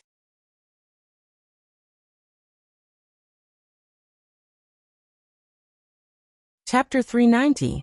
There were many ways to get to the training ground from the secret entrance, so Silin and the others split into 2 groups and headed in that direction. Even though it was pitch black, they could still see everything clearly with the visual aids on their armors. Moreover, this was their starship, so Silin and Shusag were all too familiar with the routes here. Silin and Shusag were walking along one of the side paths. Normally, no one would pass through this path, and judging from the scent and the traces they left behind, none of the navigators or the A squadron who had taken over this place had passed through this path. The A fleet and the navigators didn't pass through here, but that didn't mean the others didn't. Perched on Silin's shoulder, Huimao sniffed and sneezed in disgust. That smells so bad. Shusag didn't say anything. Fine, he still didn't smell anything. As they continued forward, Huimao began to move his claws. Sillin knew that something was getting closer and closer. Whoosh! Whis jumped out from Sillin's shoulder and pressed down on an object that was slithering past the passageway with its paw. Then it stomped down hard, and the object turned into a sticky puddle of water with a pop. Before Huimao could do anything, Shusag had already seen what it was. It looked like a rat, but it didn't have the fur of a rat. Instead, it was covered in a layer of metal-like armor. It didn't reflect any light in the dark, but it was obvious that the armor was tough. Its limbs were thick and strong, and they were far from the thin claws of a normal rat. Its claws were sharp enough to leave a mark on the metal walls of the tunnel, and when Whis pinned it to the ground, it opened its mouth to reveal its fangs. But before it could make a sound, Huimao stomped it to death. The thing that died under Wheeze's claws gradually turned into a puddle of watery stains.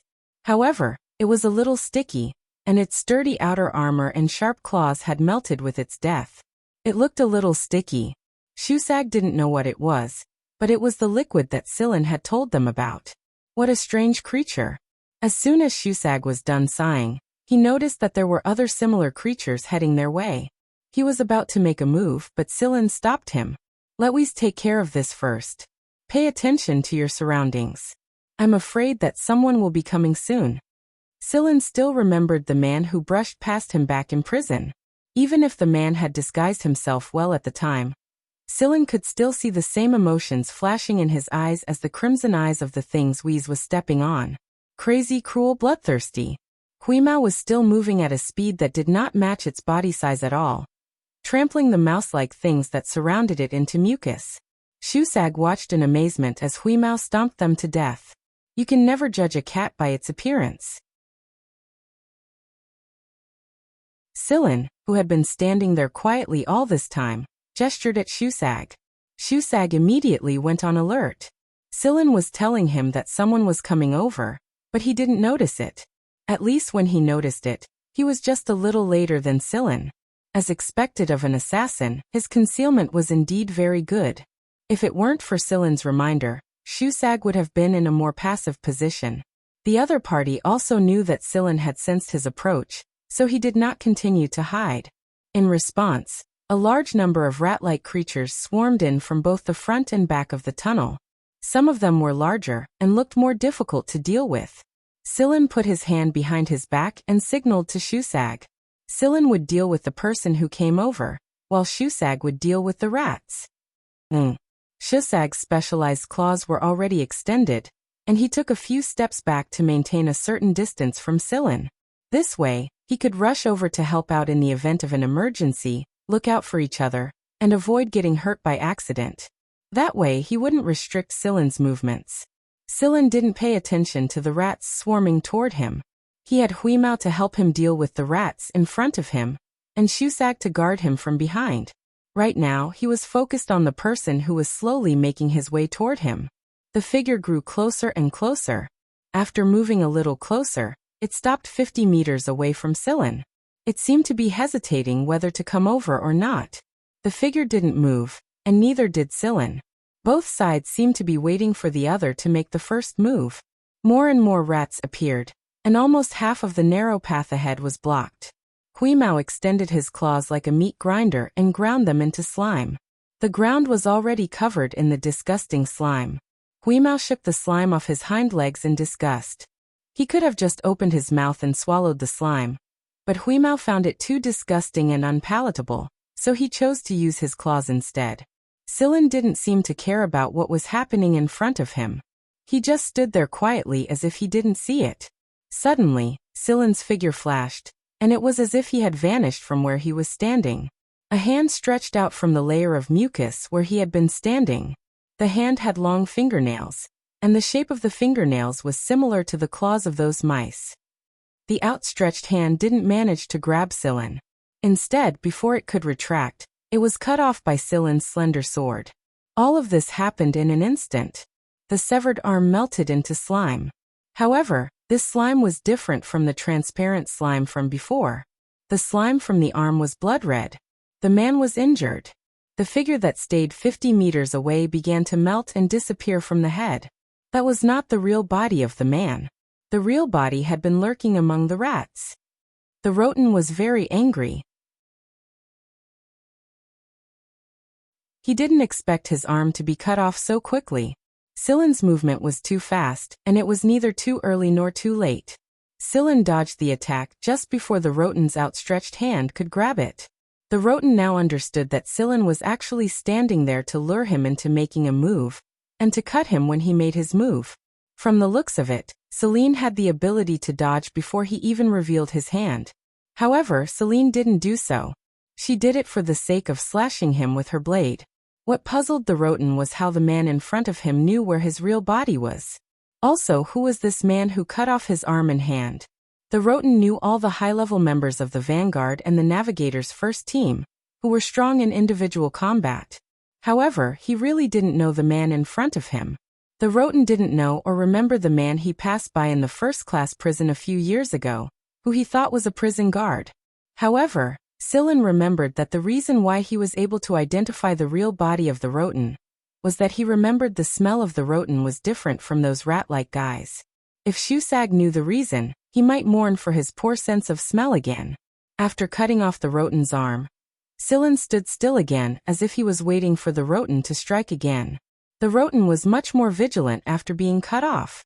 He didn't act rashly again. He knew that Silen was faster than him. In this case, he could wait for a better opportunity. There was more and more slime in the passage, and the air began to be filled with water vapor. The Roten lurked. He knew that as long as he didn't show up in his real body, Silen couldn't kill him. So what if he knew the general location of the Roten's real body? While the Roten was waiting for an opportunity, Silen said something strange. The Roten didn't understand it, but Shusag did. Because Silen was speaking Miss Bodhisattva language, and it was a secret code often used by the military in the language. Huimao and Silen were communicating in machine language, so even if it didn't understand the secret code, it could still understand what Silen was trying to say. While the Roten was still confused, Silen moved his hand, and a gun appeared in his hand. The moment the gun appeared, Shusag and Huimao both jumped and retreated. Bang! There was a soft muffled sound. After the bullet hit the place where the Roten was hiding, a layer of crystals quickly spread and covered the whole pool of slime. The crystals quickly thickened and tightly wrapped around the slime, sealing it. The water vapor in the air also quickly decreased. Ah! A shrill cry echoed in the passageway. The rats who had been running around in a frenzy seemed to have lost their sense of direction, and were bumping into each other everywhere. It was Silen who had asked Cheto to increase the humidity in the passage. However, even if the Roten knew that the humidity was rising fast, he wouldn't have expected Silen to do this. The humidity was good for the Roten too. He was just happy that the higher the humidity, the more agile he would be in his slime form. But now, this benefit turned into a fatal one. Shusag looked at the situation in front of him, and felt that half of his body was cold. In front of him, the place where the slime had accumulated was covered in a thick layer of ice. But it wasn't as cold as ice. It wasn't the formation of the ice that sent chills down Shusag's spine. Instead, it was the person lying at the front of the ice. Only his head and half of his torso remained, as if 2/3 of his body had been frozen solid. What's more, the remaining 2/3 of his body hadn't formed yet, and had been frozen inside the ice along with the slime. It looked very creepy. The Roten was frozen in the strange ice from the chest down and couldn't struggle at all. He didn't even have time to transform into his human form. Only his upper arms were exposed, and his forearms were still in the ice. That was how he ended up like this. The Roten stuck out his long, spiky tongue and tried to scrape off the ice that had frozen him. But before he could do anything, a gun was pressed against his forehead. Bang! The shrill scream was still echoing in the passage, but the rats who were bumping into each other had turned into puddles of water. The only things left in the passage were the water stains that were gradually being cleaned up by the starship's cleaning system. After a while, the place would be cleaned up as if nothing had happened. A shrill scream rang out from the training ground. That was the shrill and horrifying cry that the Latin let out when it was frozen. It was Silen who had asked Cheto to play it here. Whether it was the Navigator's men who were trying to break down the door outside, or the Vanguard's squad members who were tensed up inside the training ground, Everyone stopped what they were doing at the same time when they heard the voice. Phoebe felt all the hair on her body standing on end when she heard the voice. Whose voice is that? A man next to Stanley swallowed and asked in a trembling voice. A person's voice contained a lot of things. It could reflect the emotions of the person when he was screaming, and it could also reflect part of the person's ability. When the voice wasn't disguised, the unique vibration in the sound waves was like a mark that reflected the person. Stanley's forehead was covered in cold sweat. Maybe the other members didn't know who the voice belonged to, but as the deputy commander of Vanguard, he clearly knew. Stanley just couldn't believe that the Roten would make such a hysterical scream. It sounded like the last cry before death. As a killer, the Roten even hid his traces, let alone deliberately making a sound. Moreover, the voice didn't sound fake. The emotions contained in it were too strong, so strong that those who heard it could empathize with it. This was also the reason why even Stanley couldn't help but have goosebumps. Who forced the Roten to make such a sound? Who had the ability to force the Roten into such a state? Both the Navigator's men and the A Squad's men, even Stanley himself, could only think of one word: Wuxia. In fact, not only the Navigator's and Vanguard's men, but also the Fog's men who were hiding in other parts of the starship thought that it was Wuxia's men. They couldn't think of any other answer except Wuxia's men. Vice Captain? A member of the Vanguard A-team looked at Stanley with uncertainty. The Fog's men had already made them suffer a lot. If Wuxia's men were added to the mix, few of them would be able to make it out alive. Many people in the A Squad knew that their commander, Jifeng, was not on good terms with Wuxia's men. Wuxia had once threatened Jifeng. Therefore, if Wuxia's men were here, they would never help them. Stanley looked at Pango, who was sitting in the center of the crowd. He didn't know what to feel. He felt that he might not be able to protect Pango. Hey Phoebe, guess what I'm thinking right now? Mogaz elbowed Phoebe, deliberately aiming for Phoebe's full chest. Phoebe slapped him away. Phoebe looked at Mogaz helplessly. Only this guy would speak in such a tone at a time like this. It's none of my business what you're thinking. Phoebe rolled her eyes at him. Mogaz glanced at the other members of the A Squad around him. He covered his mouth with his hand and moved closer to Phoebe. I think the captain is here. Mogaz looked like he was whispering, but his voice wasn't soft at all. At the very least, the people guarding the outermost perimeter could hear him clearly in this deathly silent atmosphere. Captain? Which captain? Sillin, the captain of the 11th Squad? A few people glanced at Mogaz disdainfully. You're still in the mood to joke at a time like this. Mogaz curled his lips. That was exactly what he felt. Sigh. Mogaz thumped his thigh and sighed. If you hadn't taken control of Little 11, the Navigators wouldn't have had the chance to lock him up. If Little 11 wasn't locked up, he could have helped us. He could have shown us what's happening in other parts of the starship, caused some trouble for the Navigators, and called for reinforcements. Reinforcements? Another person snorted. Do you think the Navigators are pushovers? They can seal off the AI system and all signals. Do you really think they'd give us a chance to call for reinforcements? Come to think of it, I didn't think they'd be able to do this. I've never heard of them possessing this kind of technology before. The other A Squad members nodded in agreement. Based on their understanding of the Navigators, those bastards shouldn't have possessed this kind of technology. Who helped them? Translator, Atlas Studios editor. Atlas Studios because the Navigator's men had stopped breaking down the door after hearing the shrill scream. The protective door of the training ground would not be broken down for the time being. The A-team members began to talk about who was secretly helping the Navigator in order to ease the tension in their hearts. Only Phoebe was more silent than the rest.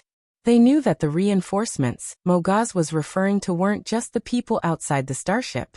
He was referring to the robots lying in a secret place inside the starship. Without Little 11, Shikai, and Sillin, these robots wouldn't have made a move. Mogaz and the others didn't have the authority to order them around. They brought this upon themselves. After a brief pause, the breaking down of the door resumed. Attention, everyone. Prepare for battle. Stanley said. The red-hot metal was particularly eye-catching in the darkness. It was also a signal that the door was about to be broken. The high-energy cutter cut through the training ground's reinforced walls one layer at a time. It was now the last layer. When a big mouth was gradually formed, everyone in the training ground raised their vigilance to the highest level and prepared themselves according to the formation arranged by Stanley. Clang! The door was kicked open, and 3 grenades were hurled inside. Block them! A large protective shield was activated, and several protective shields were connected to block the shockwave when the 3 grenades exploded. These 3 grenades would not be too powerful. If they blew up the entire training ground, it would give the Vanguard members a chance to escape. Therefore, the navigator's choice of grenades was well thought out. After the grenades exploded, the protective barriers were almost completely destroyed. Kill them. Maintain formation. Laser weapons would only expose themselves in an environment like this. That was why everyone chose to use metal bullets.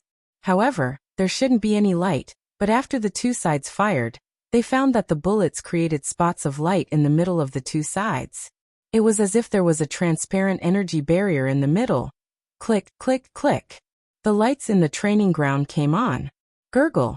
Something rolled out of nowhere to the middle of the 2 sides and stopped near the protective barrier. Under the sudden light, the rolling thing attracted the attention of both sides. It looked like an ice cube. In this ice cube, there was the bloodthirsty and violent eyes of the Roten, and his facial expression was distorted by the pain of being frozen in half. A voice rang out in the training ground. What should I do to you guys for messing up my starship like this?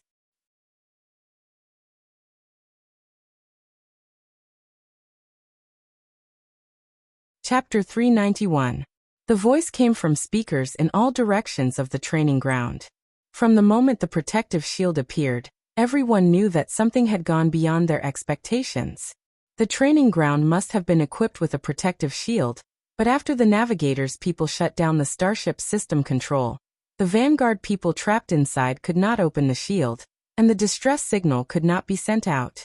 The people outside had no idea what was going on here. As long as the starship did not stop, the people outside could not easily enter the training ground. To activate the protective shield in the training ground, the control system must be connected. Plus, the lights inside the training ground were on, which meant that the control system was no longer blocked. What the Navigator and Vanguard members were concerned about was, who was in control of the system? Stanley felt his scalp go numb as he looked at the ice next to the protective shield. It was not an illusion. It was really the Roten. He did not expect the Roten to be killed, and in such a way. It seemed that the Roten did not have a good time before he died. The head sealed in the ice, the expression on its face, and the voice he heard a few minutes ago. Stanley felt that he was breathing very carefully.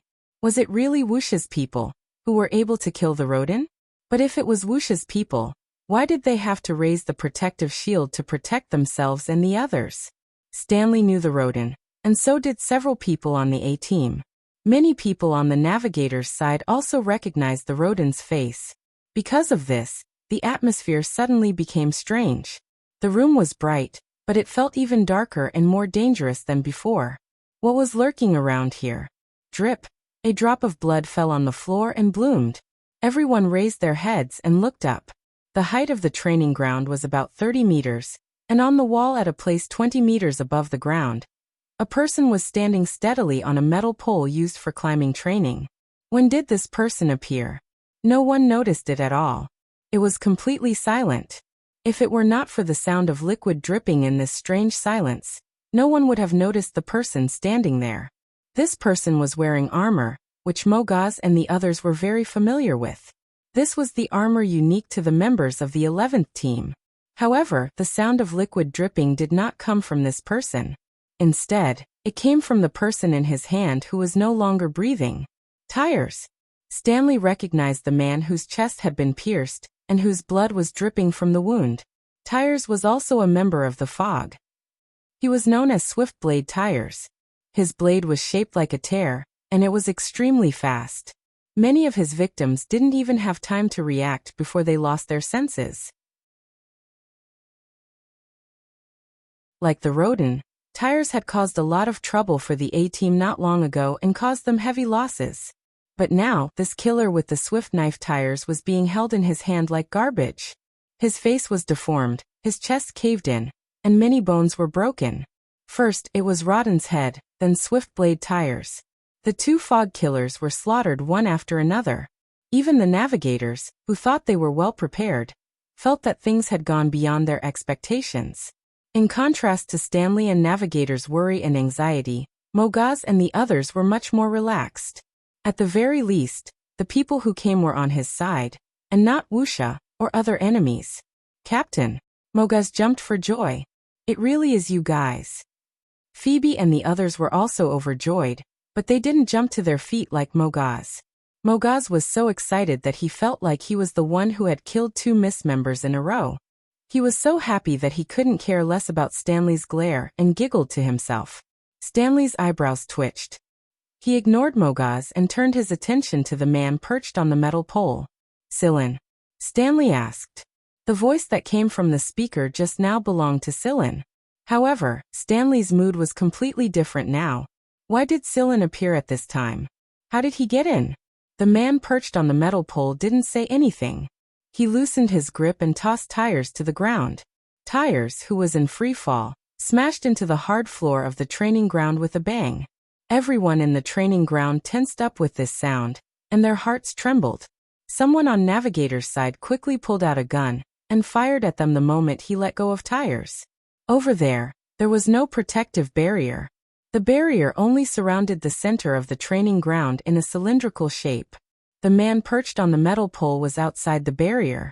The shooting was almost silent. In addition, the person who fired the shot was a veteran. He grasped the timing and had sufficient accuracy. However, when the bullet hit the person on the metal pole, it made a clanging sound, and then the bullet bounced off. The man on the metal pole was completely unharmed. Bulletproof armor. That was what everyone thought. As soon as they realized the bulletproof armor's function, the leader of Navigator's team felt a chill run down his spine. It was an instinct he had honed through life and death situations. Just as he reacted and opened his mouth to shout the word little, before the word heart left his mouth, a figure passed through their ranks. The shooter was pierced by 5 specialized scythe-like finger bones. Shusag quickly fled after the hit. The Navigator's team reacted quickly and fired at him. However, Shusag's evasion speed and the armor's defensive function didn't really hurt him. Shusag kept the sole of his armor glued to the wall and ran perpendicular to it. Some of the Navigator's team kept firing at Shusag, some kept an eye on the man perched on the metal pole, and the rest stayed on alert. Behind the protective shield, the A-team members felt that it was ridiculous when they saw this. They were the ones who had been ordered to protect Shusag, but now they had to stand inside the barrier and watch everything like bystanders. Shusag's pursuers couldn't hurt him even if they managed to hit him. Some of them even switched to laser weapons, but they couldn't do anything to him.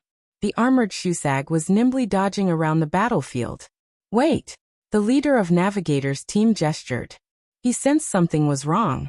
The man perched on the metal pole hadn't moved since he dropped Tires, and the man who killed his own team member was dodging. Did he not have any backup plan? Soon enough, the leader of the group made up his mind. Retreat. He gestured for everyone to retreat at full speed. But it was too late. A hail of bullets rained down on the Navigator's team before they could even get close to the broken door. The Navigator's team was also wearing armor that could block bullets to a certain extent, but only to a certain extent. The visors on their armor allowed them to see the invisible thing at the door. They didn't know what it was. All they could see was a vague outline of a human. "Watch out, invisible people!" One of the Navigator's team members shouted. Invisible people? Stanley was perplexed. He recalled that there was indeed a member of the 11th squad who possessed the invisibility ability, but that member was only a little girl. Furthermore, there weren't just one invisibility ability in front of him. There were many of them, and they didn't look like little girls either. Stanley glanced at Mogaz and the others thoughtfully. The excitement in Mogaz's eyes told him that they knew the reason behind this. "What's that, Phoebe?" Stanley asked. He didn't ask Mogaz. That guy wasn't reliable. Phoebe paused for a moment before answering. Reinforcements. "What kind of answer is that?" Stanley wasn't satisfied with this answer. Didn't I tell you? If Little 11 wasn't sealed off, these reinforcements would have been able to help us a long time ago, Mogaz said. The captain kept them here so that Little 11 could be released if he was in danger, but Mogaz shrugged and didn't say anything else. The A squad was the one who forced Little 11 to surrender his authority and gave the navigators team a chance to seal off the ship's defenses. Otherwise, they wouldn't be in such a sorry state right now, and they wouldn't have lost so many people. Before Sillin left, he told Stanley not to go overboard and give the starship some freedom. But Stanley didn't listen to him at all. Was he to blame for Sillin? Was he to blame for not making himself clear? It wasn't strange. Every team had their own developments and secrets. This wasn't the military. This was the rule of the Hunter Corps. Taking control of the starship and kicking out the crew was already a little out of line.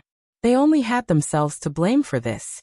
Stanley tried to recall what Sillin said during the handover, but he couldn't remember it. He was so focused on getting the 11th squad out of here that he didn't pay attention to Sillin's words at all. He couldn't remember it now.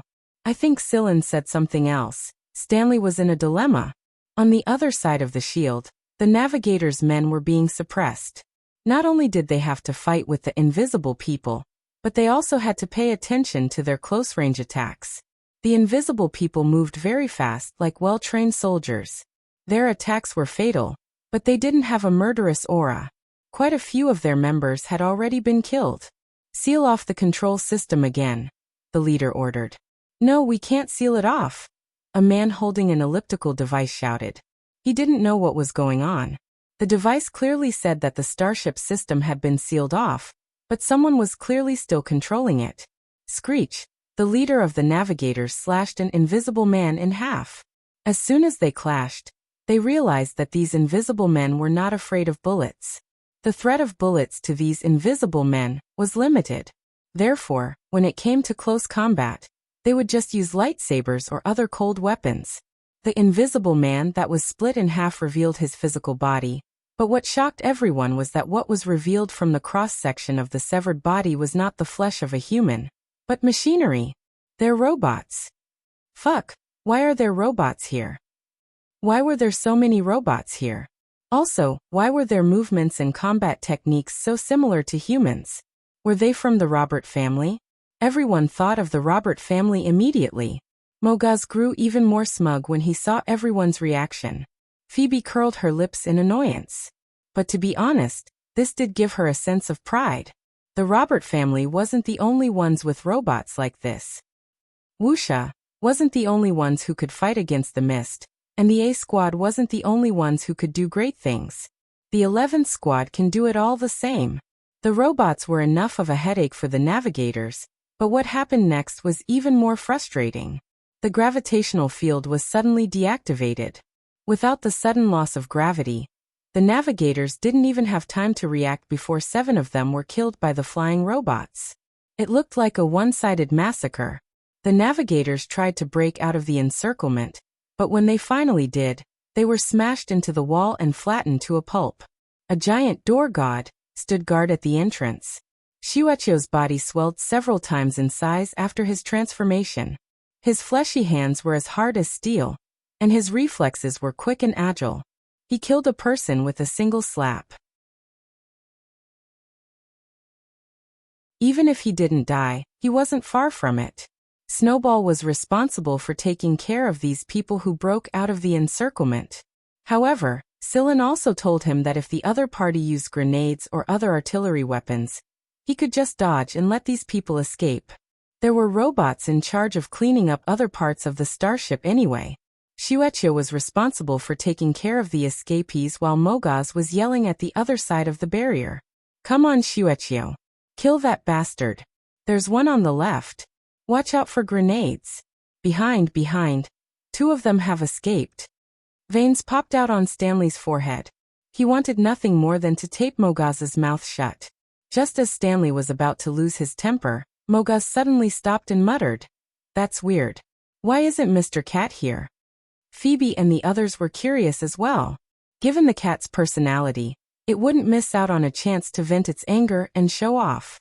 If Sillin was here, then Mr. Cat must be here as well. But what was the cat doing? Who's Mr. Cat? A member of the Ace Squad couldn't hold it in any longer. Every single person in the 11th Squad, or even Inhuman, was shocking to them. Why would someone who had the ability to kill the assassins of the fog stay in a small team that had just been formed? If it were them, they would have joined the Ace Squad a long time ago. Their strength was more than enough to secure a spot in the Ace Squad. Also, if the 11th Squad was this strong, why didn't the Ace Squad give them any information about what was going on? Mr. Cat is Mr. Cat, our captain's pet, Mogaz answered. Isn't it that fat gray cat over there? Another A squad member gestured with his hands and asked. Yes, that's it. Mr. Cat is the strongest in our squad after the captain, and Cheto too. They're the strongest in the 11th Squad. And who's Cheto? Someone asked. Mogaz was about to answer when Phoebe lashed him with her whip. What the hell are you talking about at a time like this? Mogaz finally shut his mouth and turned his attention to the battlefield. There weren't many navigators left on the battlefield. 7 or 8 of them had broken out of the encirclement, and the rest had either been killed by the robots or killed by Shueqiu. The leader of the navigators team was still here. He and a few other team members held back the androids and killed a few androids. It had to be said that the strength of this leader was really good. It was at this moment Stanley noticed that the man standing on the metal pole had finally moved. Since there was no gravity, he used the thrusters on his armor to fly toward the leader. In the blink of an eye, he appeared in front of the leader. Bang!